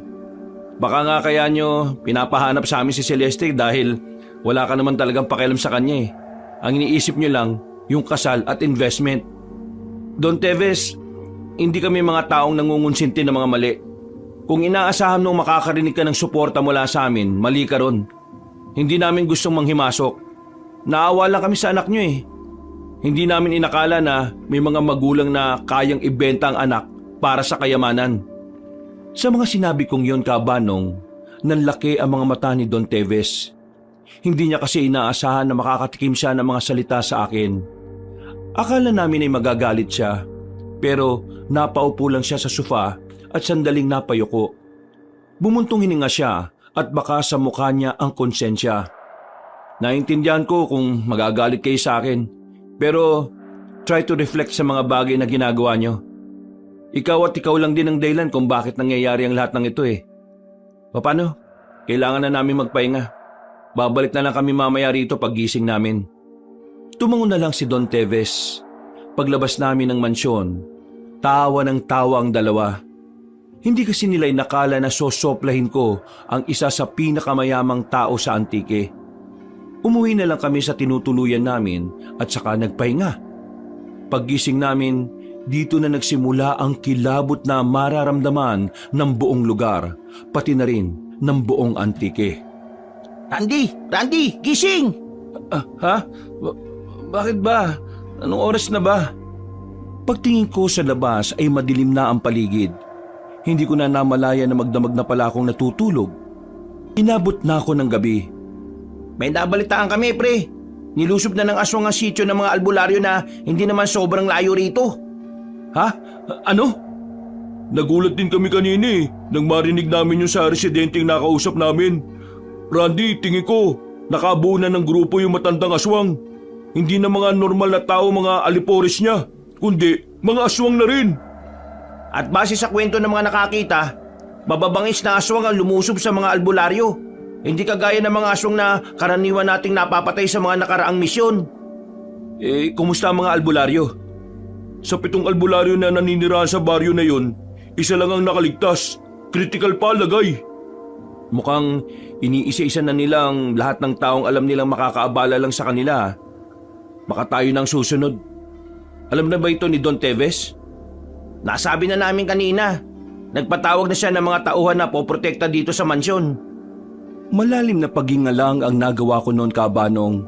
Napatingin na lang ako sa mutya ng balahibo ng ibon. Napapailing, nakakaramdam ng pagkabahala. Lihim kong hinihiling na sana ay magkaroon ng himala, na sana'y gumana ang mga mutya namin kahit na hindi pa namin lubos na napagsasanayan kung paano yon gamitin. Nagpalit ako ng suot. Lumabas kami at nagtungo sa mansyon. Pagdating namin dakong 10:00 ng gabi, marami nang nakapalibot sa buong mansyon. Lahat ay kargado ng matataas na kalibre ng baril. Pagpasok namin sa sala, hindi pa ako nakakapagsalita. Sinalubong na kagad kami na nagngangalit na si Abdul. Ito na sabi ko sa inyo, kayo bagal-bagal kilos, kaya mga aswang gawa na hakbang para gulo sa mga tao. Ano nagawa ninyo? Masarap lang kayo buhay? Ilang araw na lipas, wala pa rin si Leste. Pre, pigilan mo nga ako. Baka mabigosan ko na tong Arabo na to eh. Abdul, stop it. Don't blame them. Ginagawa nila ang makakaya nila para maibalik sa atin ang anak ko. Kung gawa nila lahat, di abot marami araw tong problema na to. Wala sila kwinta. Wala tayo asahan. Ay! Hindi na maganda tabas ng dila mo ah. Magdaan-daan ka. Hindi mo kami kilala kung paano kami gumalaw. Ikaw ngayon banta-banta sa akin. Kala mo ako takot sa inyo? Hindi nyo rin kilala Abdul. Abdul, kalmahin mo. Hindi mo kami kalaban dito. Kung hindi mo gustong paano kami magtrabaho, wala namang problema eh. Di gumawa ka ng sarili mong paraan para labanan ng mga aswang at para maibalik si Celeste. Huwag mo akong pandaran ng kaangasan mo ah. Hindi kami nagsikap na maging birador ng aswang para lang maliitin mo. Ano? Totoo naman. Kayo kupad. Wala winta. Wala. Tarantado naman pala to eh. Hindi ko na napigilan ng sarili ko ng mga sandaling yun, Kabanong. Agad ko na siyang sinapak sa muka at sa lakas ng pagkakasuntok ko natumba siya. Sinubukan niya pa akong palagan pero hindi siya nakatama sa akin. Hinayaan lang din naman kami ni Don Teves. Nang makaramdam siya ng pagod ay siya na mismo tumigil. Ano? Mapagod ka rin. Hoy, tanda mo ito Abdul ah. Sa susunod na insultuhin mo pa kami, ako na mismo ang gagawa ng puntod at lapida mo. Teves, wala ka gagawin. Kita mo, ako sakta ng isang ito. Ano tunganga ka lang? Mali naman kasi ang ginawa mo, Abdul. Kaya hindi kita kukonsintihin. Ano? Bakit? Ako ba ayaw mo na ako invest sa iyo negosyo? Wala na akong pakialam sa investment mo. All I want is to bring back my daughter safe. Kung wala kang may tutulong, wala na akong pakialam sa iyo. Tama lang pala na hindi ka maikasal sa anak ko dahil baka hindi mo rin siya itrato ng tama. Lugo ka na. Iba na utak mo. Ako dapat kasal sa anak mo kasi ako daming pira. Inuulit ko, wala na akong pakialam sa pera mo. So please, leave. Or else, ipapakaladkad kita sa mga security unit ko. Gigil na gigil si Abdul ng mga sandaling yon, Kabanong, pero wala na rin siyang nagawa kundi ang maglakad palabas. Umiling-iling naman si Don Teves. Masaya kaming malaman na sa wakas, nalaman mo na rin ang kahalagahan ng anak mo. Hindi ko maintindihan kung bakit kailangan pa maging ganito ang sitwasyon bago ko malaman ang halaga niya sa buhay ko. Ay, bakit ganito? Minsan talaga, kailangan mo nang malayo sa'yo bago mo makita ang papel niya sa buhay mo. Pero ang importante naman ngayon, handa ka nang maging ama para sa kanya. Magtulungan tayo, Mang Tebes. Mang Teves? Anong pinagsasasabi mo dyan, Kevin? Ay, Don Tebes pala. Don Teves, ihanda mo ang mas maraming tao. Malaki ang tsansa na manggugulo rin sila rito. Napag-aralan na niya siguro kung ano ang kapasidad ng yaman mo. Kaya malamang sa malamang, isa ka sa bibirehin niya maliban sa amin at sa mga albularyo. Napatango na lang si Don Teves. Pagkatapos ng aming usapan, bumalik kami sa bahay para ihanda ang mga armas namin. Dahil hindi pa namin nagagamit ang mga mutya, aasa na lang muna kami sa mga mahabang baril na nakasanayan naming gamitin. Kinagabihan, umalis kaming 3 sa bahay. Susubukan naming harapin ang mga aswang sa malapit na gubat. Doon kasi ang hinala naming nagtatago ang mga yon dahil napapalibutan lang din yon ng mga baryo. Execution of Phase 1 Plan B. Kailangan muna natin mabawasan ng mga aswang. Phase 2. Kunin si Celeste. Phase 3. Kill the target. Alam kong hindi tayo pala dasal. Pero hilingin natin sa Diyos na sana magawa natin ang lahat ng pinaplano nang walang nangyayaring masama sa atin. Pati na rin kay Celeste. Nanatiling tahimik ang dalawa. Itinuon na lang namin ang atensyon sa paglalakad sa kalagitnaan ng kagubatan. Hindi nagtagal. Nakakita na rin kami ng mga senyalis na dumaan nga roon ng mga aswang. May mga naamoy kaming malansa na alam namin sa kanila nang gagaling. Sinundan namin ang amoy hanggang sa makarating na kami sa kabilang baryo. Tahimik na ang lugar, pero hindi namin maramdaman ang kapayapaan, lalo na't alam namin na meron ding mga naninirahang manggagamot doon. Nagmasid kami ng maigi. Pumasok kami sa baryo at rumonda para alamin ang status ng lugar. Wala kaming nakitang aswang pero hindi kami naging panatag. Nagtago na muna kami sa gilid-gilid at hinintay kung may mga darating na kalaban. Kung sakaling ito ng huling laban natin, ano yung pangyayari sa buhay mo na gusto mong balikan? Uy, ano bang klaseng tanong yan? Hilig mo talaga sa drama no? I'm just opening a good topic. Kasi di natin alam kung ito na nga ba ang huli. Kaya better na mapag-usapan na natin tong bagay na ito hanggat may oras pa. Para naman mas madagdagan pa yung mga nalalaman natin sa isa't isa. Well, gusto kong balikan yung sandaling inalok niya ako na matuto na gumamit ng mutya, pero tinanggihan ko. Siguro kung tinanggap ko yun, baka hindi ako nagkaproblema ngayon Kung tinanggap yun, baka mag-isa ka lang na lumalaban ngayon at wala kami sa tabi mo. Nakumbinsi mo lang naman kaming sumama sa iyo nang dahil sa baril Kung sa bagay, may tama ka nga naman. Ikaw, Brando? Ang gusto kong balikan, yung panahon na buhay pa ang kapatid ko. Kung makakabalik ako sa panahon na yon, baka nagawa ko pang pigilan ng aksidenteng nangyari sa kanya. Hanggang ngayon kasi, sinisisi ko pa rin ang sarili ko Kung sana, hindi ko inuna yung ibang bagay kaysa ihatid siya sa school niya. Hindi siguro siya maaksidente. Pre, wala kang kasalanan sa pangyayaring yun. Hindi mo gusto yun. At walang nakakalam na mangyayari yun sa kapatid mo. Siguro, nangyari yun dahil tapos na ang misyon niya sa mundo. Baka nga ang misyon niya samahan ka lang talaga sa mga araw na parang ayaw mo nang mabuhay. Bigla naman siyang nawala ng maging okay na ako. Napakadaya naman. Kasi, yun lang talagang papel niya sa buhay mo. Ang maging gabay mo para makabalik sa dating ikaw. Pero, wag ka mag-alala. Nandito naman kami ni Randy. Ikaw, Kevin. Ako? Gusto ko lang balikan yung unang araw na nagkakilala tayong tatlo. Yung kasi ang pinakamasayang araw sa buhay ko Dahil sa inyong dalawa, pakiramdam ko, nagkaroon ako ng bagong dahilan para magpatuloy. Yun lang naman. Wala masyadong drama. Ano ba to? Walang ya. Bakit parang naiiyak ako?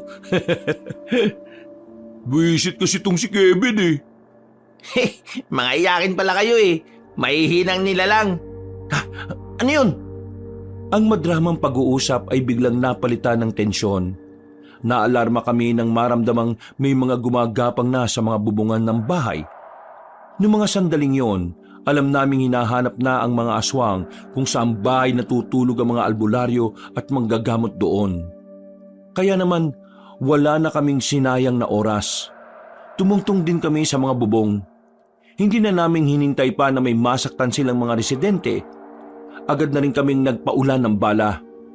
Mga buwisit kayo! Mga aswang kayo! Mamatay na kayo! Move! Move! Nilakad namin ang bubungan papunta sa kabilang bahay. Dahil sa sorpresang atake namin sa mga aswang, marami sa kanila ang hindi nakapaganda kaya tinamaan sila ng mga bala.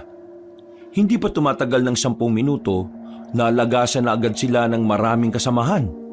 Bagay na mas lalong nagpataas ng aming moral.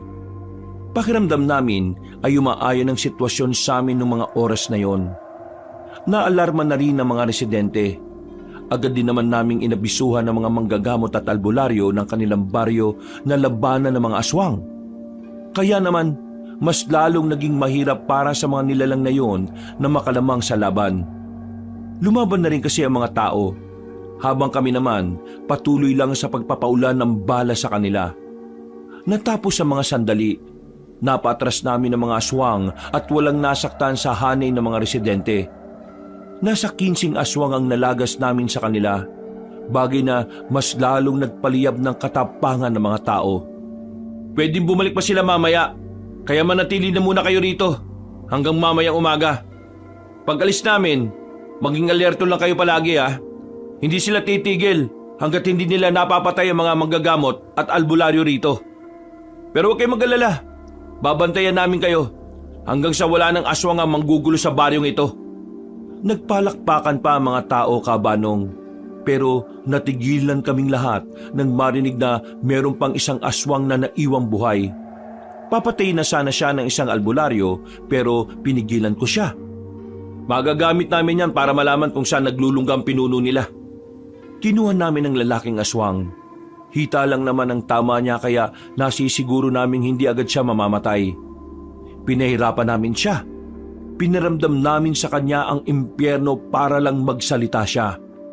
Ano? Di ka magsasalita? Sige, idadamay namin ang pamilya mo sa oras na mahanap namin ang lungga nila. Magsasalita na ako. Huwag nyo lang sila idamay. Nasa baryo sila ng patras, sa paanan ng bundok Maruha. Nandoon ang mga aswang, pati si Abulag.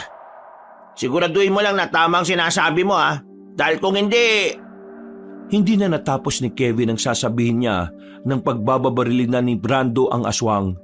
Agad naman itong nalagutan ng hininga. Uy, sana pinatapos mo naman muna ako magsalita, di ba? Bastos ka rin naman Nakita na natin nakuha na natin ang kailangan natin. Wala nang silbi yan. Kinaumagahan ay agad kaming nagtungo sa mansyon para ipaalam ang pangyayari. Nagpadala naman ng maraming tauhan si Don Teves sa baryong pinanggalingan namin para sa seguridad ng mga naroroon. Habang kami naman, kaunting pahinga lang ay naganda na kagad kami sa pupuntahan namin. Ngayong alam na namin ang kinaroroonan ng pinunong aswang na si Abulag, hindi na kami nagsayang ng pagkakataon. Tutungo na kami sa lungga niya para bawiin si Celeste. Sandali! Papasok na sana kami sa sasakyan nang biglang dumating si Don Teves. Hingal na hingal. Paglapit, pinakita niya kagad sa amin ang 45 na baril. Gusto ko sumama. Nako, delikado ho, Don Teves. Baka mapahamak lang kayo ron. Matataas na level ng mga aswang ang inaasahan namin makakaharap namin doon, Don Teves. Makasalip na magkita kayo ni Celeste, si San Pedro makita nyo. Alam kong delikado, pero gusto kong patunayan sana ko na mahalaga siya sa akin. Handa kong isugal ang buhay ko para sa kanya. Pangako, hindi ako magiging pabigat. At kung sakaling dumating ang pagkakataon na mas kailangan niyong pumili, piliin niyo ang sarili niyo kesa sa akin. Sadyang gusto ko lang talaga na meron akong gawin para sa anak ko. Hindi ko kaya na naghihintay lang habang iniisip kung kumusta na kaya siya. Sige o, papayagan namin kayong sumama. Pero ipangako niyo sa amin na hindi ka gagawa ng sarili mong desisyon ha. Makikinig ka sa amin, Don Teves. Sige, pinapangako ko. Basta para kay Celeste, gagawin ko ang lahat. Sabay na rin kaming pumasok sa sasakyan. Bandang 5:00 pa lang ng hapon ay bumiyahe na kami. Malayo-layo ang baryo na pupuntahan namin. Nasa boundary yon ng Antique at Capiz. Hindi na rin kami nagtaka kung bakit doon nagkukuta ang mga aswang. Mas madali kasi silang magkakaroon ng akses sa 2 probinsya dahil nasa pagitan lang naman sila. Habang nasa biyahe, tahimik lang si Don Teves. Napangiti na lang ako ng palihim. Masaya ako para sa kanya dahil sa wakas, ginagampanan na rin niya ang pagiging ama. 2 oras ang naging biyahe namin dahil marami kaming dinaanan na lubak. Dahilan para mas maging mabagal kami. Mga bandang 8:00, natanaw na rin namin ang bundok na sinasabi ng aswang. Hindi naman sa nagdududa ako pero paano tayo makakasiguro na totoong dyan nga naglulungga mga aswang? Hindi rin kami sigurado. Nung umamin yung aswang na kinausap namin, iba ang naramdaman ko. Kaya ang sinusundan natin ngayon ay ang kutob lang namin. Madalas ba itong nangyayari? What I mean is, yung sa kutob kayo bumabase? Oo. At hindi pa kailanman nagkamali ang kutob naming 3. Sana nga. Nandyan na ang anak ko. We're approaching to the target. Kaya kailangan yung maging triple alerto. Lalong-lalo ka na, Don Teves. Dahil hindi sa lahat ng oras kayang-kaya ka namin bantayan. Bumuntong hininga na lang si Don Teves. Maya-maya lang ay naglakad na rin kami patungo sa lugar kung saan hinihinala naming naroon ang aswang na si Abulag. Habang naglalakad, may kakaiba akong nararamdaman sa sarili ko. Hindi ko alam kung ano. Hindi ko matukoy kung saan sa katawan ko nararamdaman ang weirdong pakiramdam. Para bang gumagaan ang bawat hakbang ko. Akala ko noon ay dahil yun sa ilang araw na hindi pagkakaroon ng kompletong tulog. Binaliwala ko lang hanggang sa ilang metro na lang ang layo namin na nasa harapan naming baryo at sa puntong ito kumpirmado na namin ang baryong yon ay pinamumugaran ng mga aswang. Totoo nga sinabi ng aswang na yun. At tama rin ang kutob natin na nagsasabi siya ng totoo. Yun na ang una at tuling magtitiwala tayo sa aswang.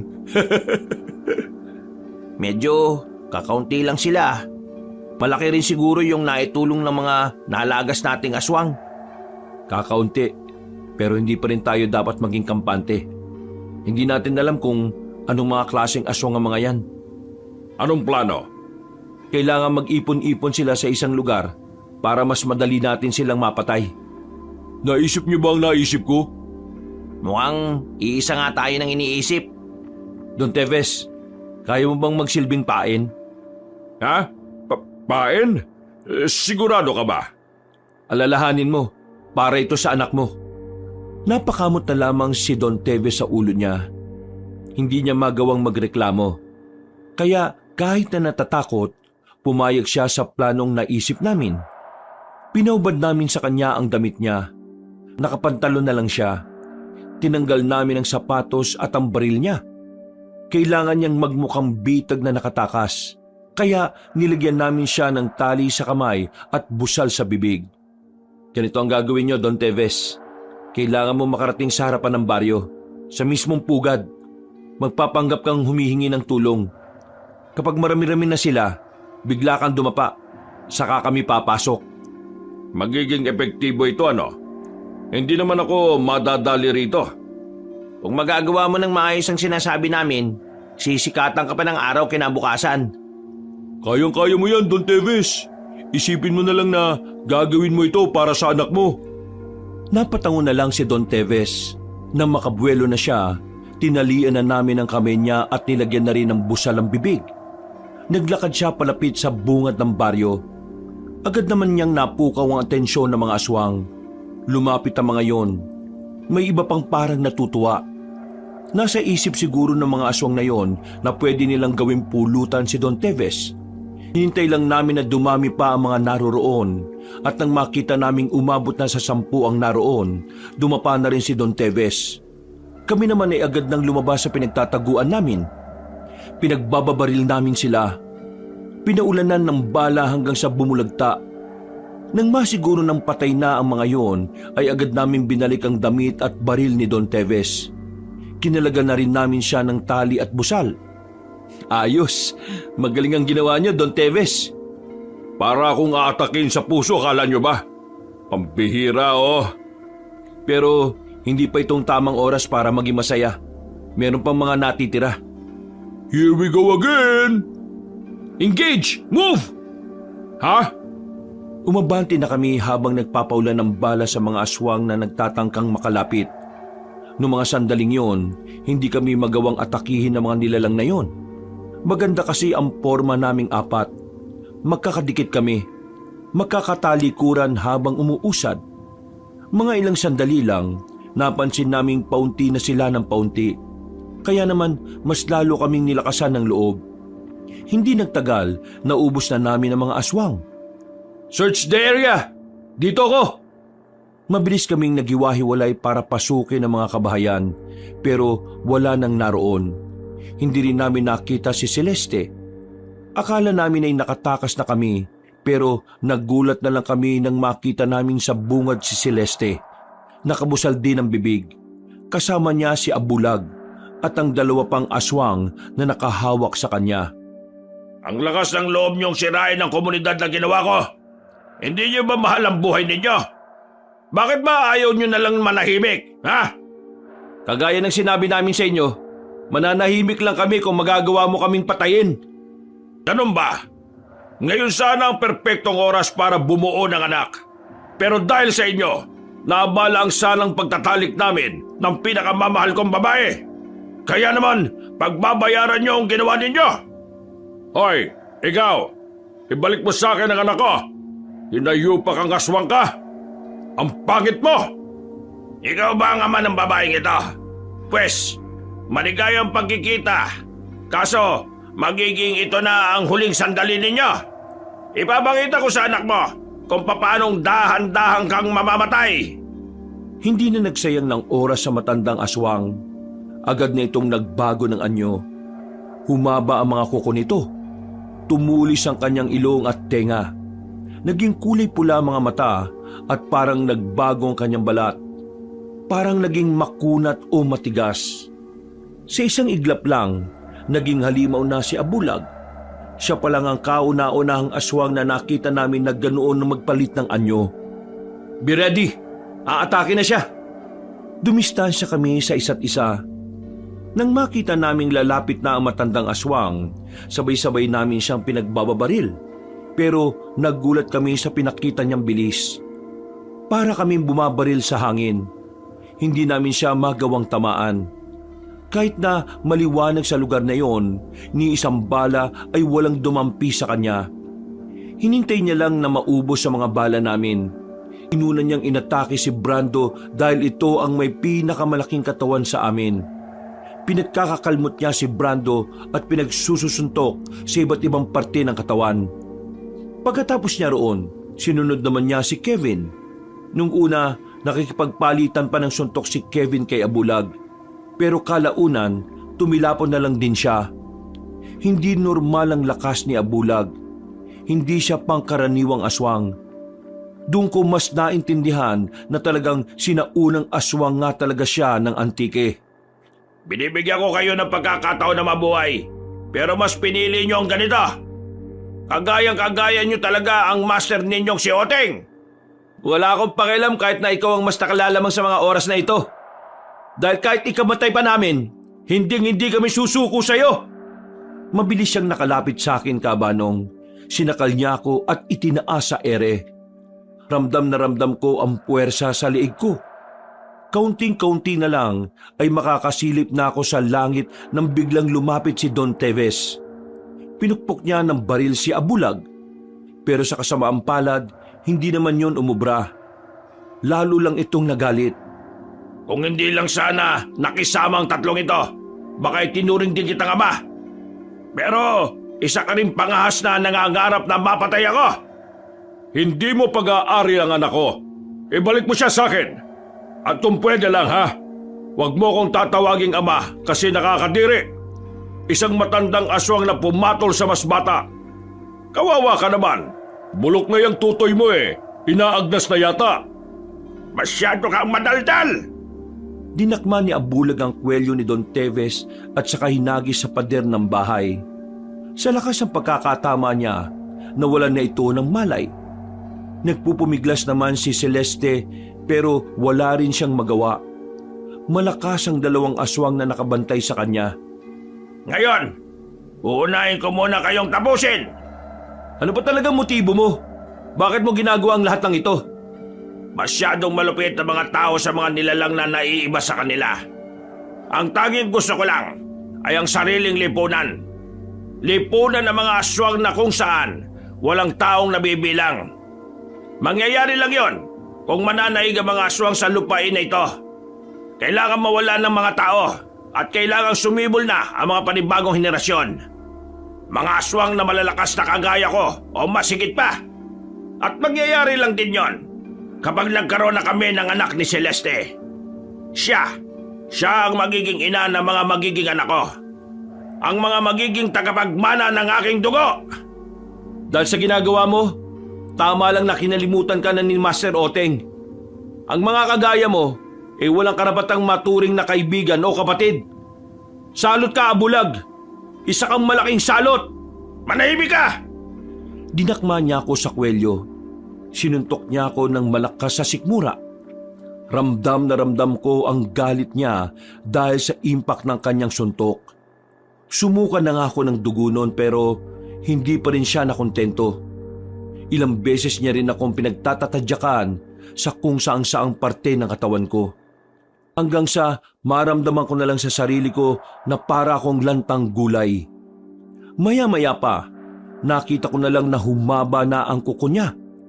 Kasing haba yun ng kutsilyo. Patubog niya akong dinakma. Akmang itatarak na niya ang mga kukong yun nang biglang, Bitiwan mo siya! Makulit ka ba talaga? sabay na lumusob si Kevin at Brando. Naramdaman kong napagana na nga nila ang mutya. Kinagulat naman yun ng matandang aswang. Hindi niya inaasahan ang paglapit ng dalawa. Kaya hindi na siya nakailag sa suntok ng dalawa sa muka. Tumalsik si Abulag. Agad naman nilang sinundan yun. Gamit ang mutya, binugbog nila ang matandang aswang. Sa isang iglap lang, ay ganon kabilis nagbago ang lahat. Magiging patas na rin ang laban ngayon. Humanda ka! Ano akala mo? Kayo lang hindi pangkaraniwan? Kami rin, no?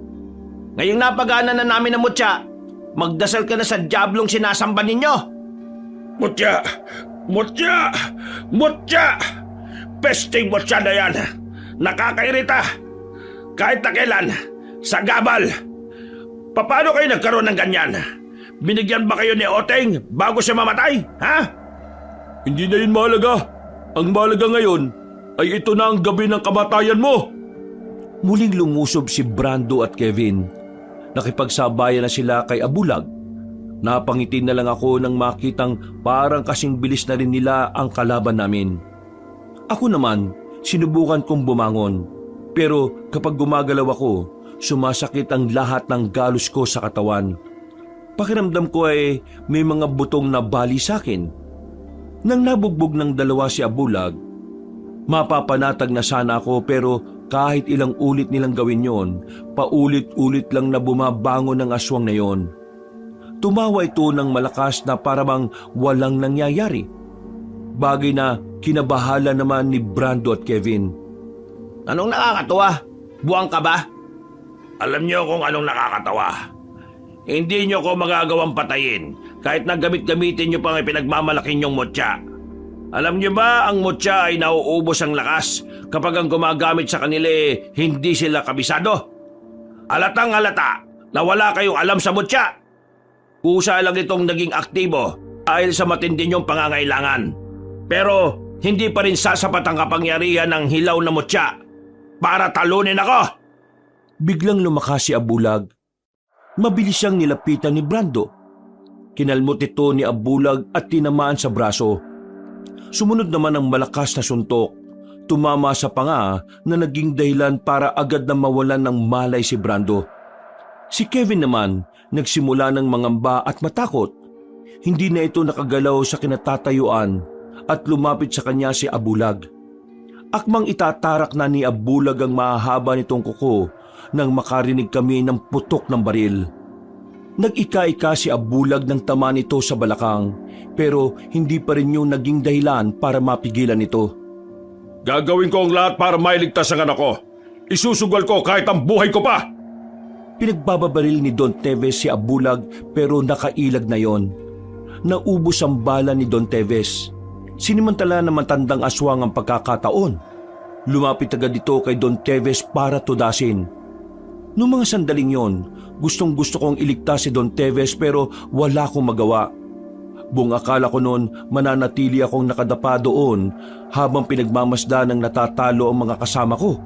Pero dahil na rin siguro sa matinding pangangailangan, nagawa kong paganahin ng mutya ng balahibo ng ibon. Nagkaroon ng malakas na liwanag. Nasilaw ang aswang dahilan para mabitiwan niya si Don Teves. Habang ako naman, naramdaman kong parang bumalik sa normal ang katawan ko. Nawala ang mga galos, pati na rin ang bali ng buto ko ay biglang gumaling. Sobrang gaan ang pakiramdam ko. Para akong nakalutang sa alapaap. Pagkawala ng liwanag, bumungad sa akin ang reaksyon ni Abulag na gulat na gulat. Namimilog ang mga mata habang nakanganga. Pasensya ka na, Abulag. Ngayon lang gumana ang mutya ko eh. Ako naman ang haharap sa'yo. Hindi nga umubra ang mutya nila sa akin sa'yo pa kaya? Anong klaseng katangahan yan? Wala akong pakialam. Ngayong gumagana ng mutya ko, gagawin ko ang lahat ng makakaya ko para talunin ka. Magsasalita pa sana siya, pero naramdaman ko na lang na parang kusang gumalaw ang katawan ko. Mabilis kong nilapitan si Celeste. Binigwasan ko ang dalawang aswang na may hawak sa kanya. Ibinaba ko siya at dinala kay Don Teves. Don Teves, gumilid kayo ni Celeste ha. Ako nang bahala rito. Maraming salamat. Walang iya ka! Hindi mo may lalayo sa akin ang asawa ko! Wala kang asawa rito, no? Baliw ka na! Nagmamadali ako makalapit kay Abulag. Sinalubong naman niya ako sa ere. Pagbagsak namin ay pumailalim siya sa akin. Pinagsususunto ko siya sa muka. Sinusubukan niyang salagin ang kamao ko gamit ang kamay niya. Pero masyadong malakas ang bawat suntok ko kaya umaabot pa rin sa kanyang muka. Pero nagawa niya pa rin akong itulak palayo. Siya naman ang umatake. Bawat kalmot ay naiilagan ko na. Sa paningin ko ay mabagal ang bawat galaw niya. Kaya madali ko na siyang maiiwasan. Sobrang lakas ng mga pandama ko noon kaya kahit na anong gawin ng matandang aswang, hindi niya maipadampi ang kamao niya sa akin. Hindi ka naman nanalo, Abulag. Ito na ang katapusan mo. Hindi ako papayag! Buwisit! Buwisit! Buwisit! Sinuntok niya ako pero nailagan ko yon. Sinamantala kong open ang tagiliran niya. Doon ko na hinataw ng malakas ang kamao ko. Napasigaw siya sa sobrang sakit. Tumilapon siya sa pader. Pagbangon niya, tabingi na ang katawan niya. Kung nabubuhay lang si Master Oteng, hindi siya magdadalawang isip na sabihin sa akin na tudasin ka na. You need to take your rest, Abulag. Hindi! Hindi ko hahayaang masira ang lahat ng pinaghirapan ko ng maraming taon! Kailangan mong tanggapin na mas maikli ang hangganan ng kasamaan. Yun ang pagkakamaling ginawa mo. Ang umanib sa kadiliman. Manahimik ka! Muling umatake si Abulag sa akin, pero dahil nangihina na siya, paulit-ulit lang din siyang natutumba. Hindi na siya makatama. Maya-maya pa, dinampot ko na rin ang itak na nasa lapag. Walang pagdadalawang isip kong itinarak yun sa tiyan niya. Ibinaon ko ng malakas para tumagos sa likod. Kasunod naman noon ay ang kanyang pagsuka ng maraming dugo. Hindi ito maaari! Kung sana ay naging mabuti ka rito sa lupa, baka nagkaroon ko pa ng konsiderasyon sa Diyos para makita mong nag-iisang taong nagbigay ng halaga sa iyo. Paalam na, Abulag! Agad na rin siyang bumagsak. Hindi nagtagal ay nalugutan na rin siya ng hininga. Naiyak na lang si Celeste nang masigurong natalo na namin ang aswang. Ramdam na ramdam namin ang takot at trauma na naidulot sa kanya ng mga naranasan niya. Dad, sorry. Sorry kung hindi ako nakinig sa'yo. Kung sana nagpakasal na lang ako sa Bombay na yon, di sana hindi to nangyari. Sorry ah. Huwag ka mag-sorry anak. Kasi kung ibabalik natin ang oras, mas pipili na kita kaysa sa investment ng siraulong Arabo na yon. Wala kang ginawang mali. Sa katunayan, proud ako sa iyo kasi pinili mo kung anong makabubuti sa iyo. Ako ang dapat humingi ng tawad dahil maraming taon akong naging makasarili. Nagyakap ang mag-ama. Napangiti na lang kaming tatlo. Kagaibang ginhawa ang nararamdaman namin nang makitang sa wakas, nagkaayos na rin ang dalawa. At sa wakas, wala na rin ang aswang sa antike. Sabay-sabay naming nilisan ang lugar na yon. Sugatan ng dalawa kong kaibigan, habang ako naman ay parang wala lang nangyari. Ganun kasi kalakas ang mutya ng nasa akin, kaya madaling naghilom ang mga galos ko sa katawan. Kaya naman ako na rin ang nagmaneho pa uwi. Makalipas ang ilang buwan, buhay na buhay ang mansyon. Sobrang sigla ng bawat isa dahil payapa na hindi lang ang mansyon, pati na rin ang buong probinsya. Wala na ang banta ng mga aswang at higit sa lahat, maganda na rin ang samahan ni Don Teves at Celeste. Bagay na binigyan nila ng daan para ipagdiwang. I'm so thankful na kayo ang nilapitan ko. Una pa lang naniniwala na ako na kakayanin niyo mga aswang na yon. Hindi nga ako nagkamali. Utang naming mag-ama ang buhay namin sa inyo. Anything you want, just tell me. Lahat ibibigay namin para sa inyo. Hindi na, Don Teves. Tama na yung ibinayad niyo sa amin. Masaya na kami na nagawa namin ang misyon namin ng matagumpay. Masaya rin kami dahil naging daan ng milyon na yon para bumuti ang relasyon niyong mag-ama. Sa totoo lang, itong misyon na ito ang pinakasumubok ng katatagan namin. Pero ang dami naming natutunan. Kaya maraming salamat sa inyo ha. Ngayon may mutya na kami. Kailangan na lang namin linangin yun. Sakaling may lumaganap na namang aswang, mas maaasahan nyo na kami. Oo naman. Kayo pa ba? Okay, cheers!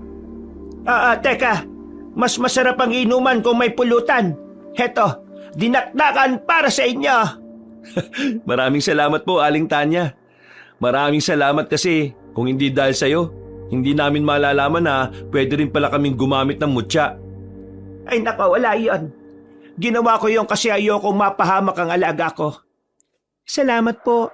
Kahit na kailan, palagi ka nandyan para sa akin. Cheers na! Sobrang saya ko ng mga sandaling yon, Kabanong. Bukod kasi sa natapos na ang problema namin, ganap na rin kaming tagapangalaga ng mutya. Hindi nawala ang kapangyarihan nito. Dahil kailangan lang pala naming linangin ang mutya at mas pausbungin ang kanyang kapangyarihan. Kaya sa mga sumunod na taon, kasama na namin ang mutya sa pagharap sa bagong kabanata ng aming buhay.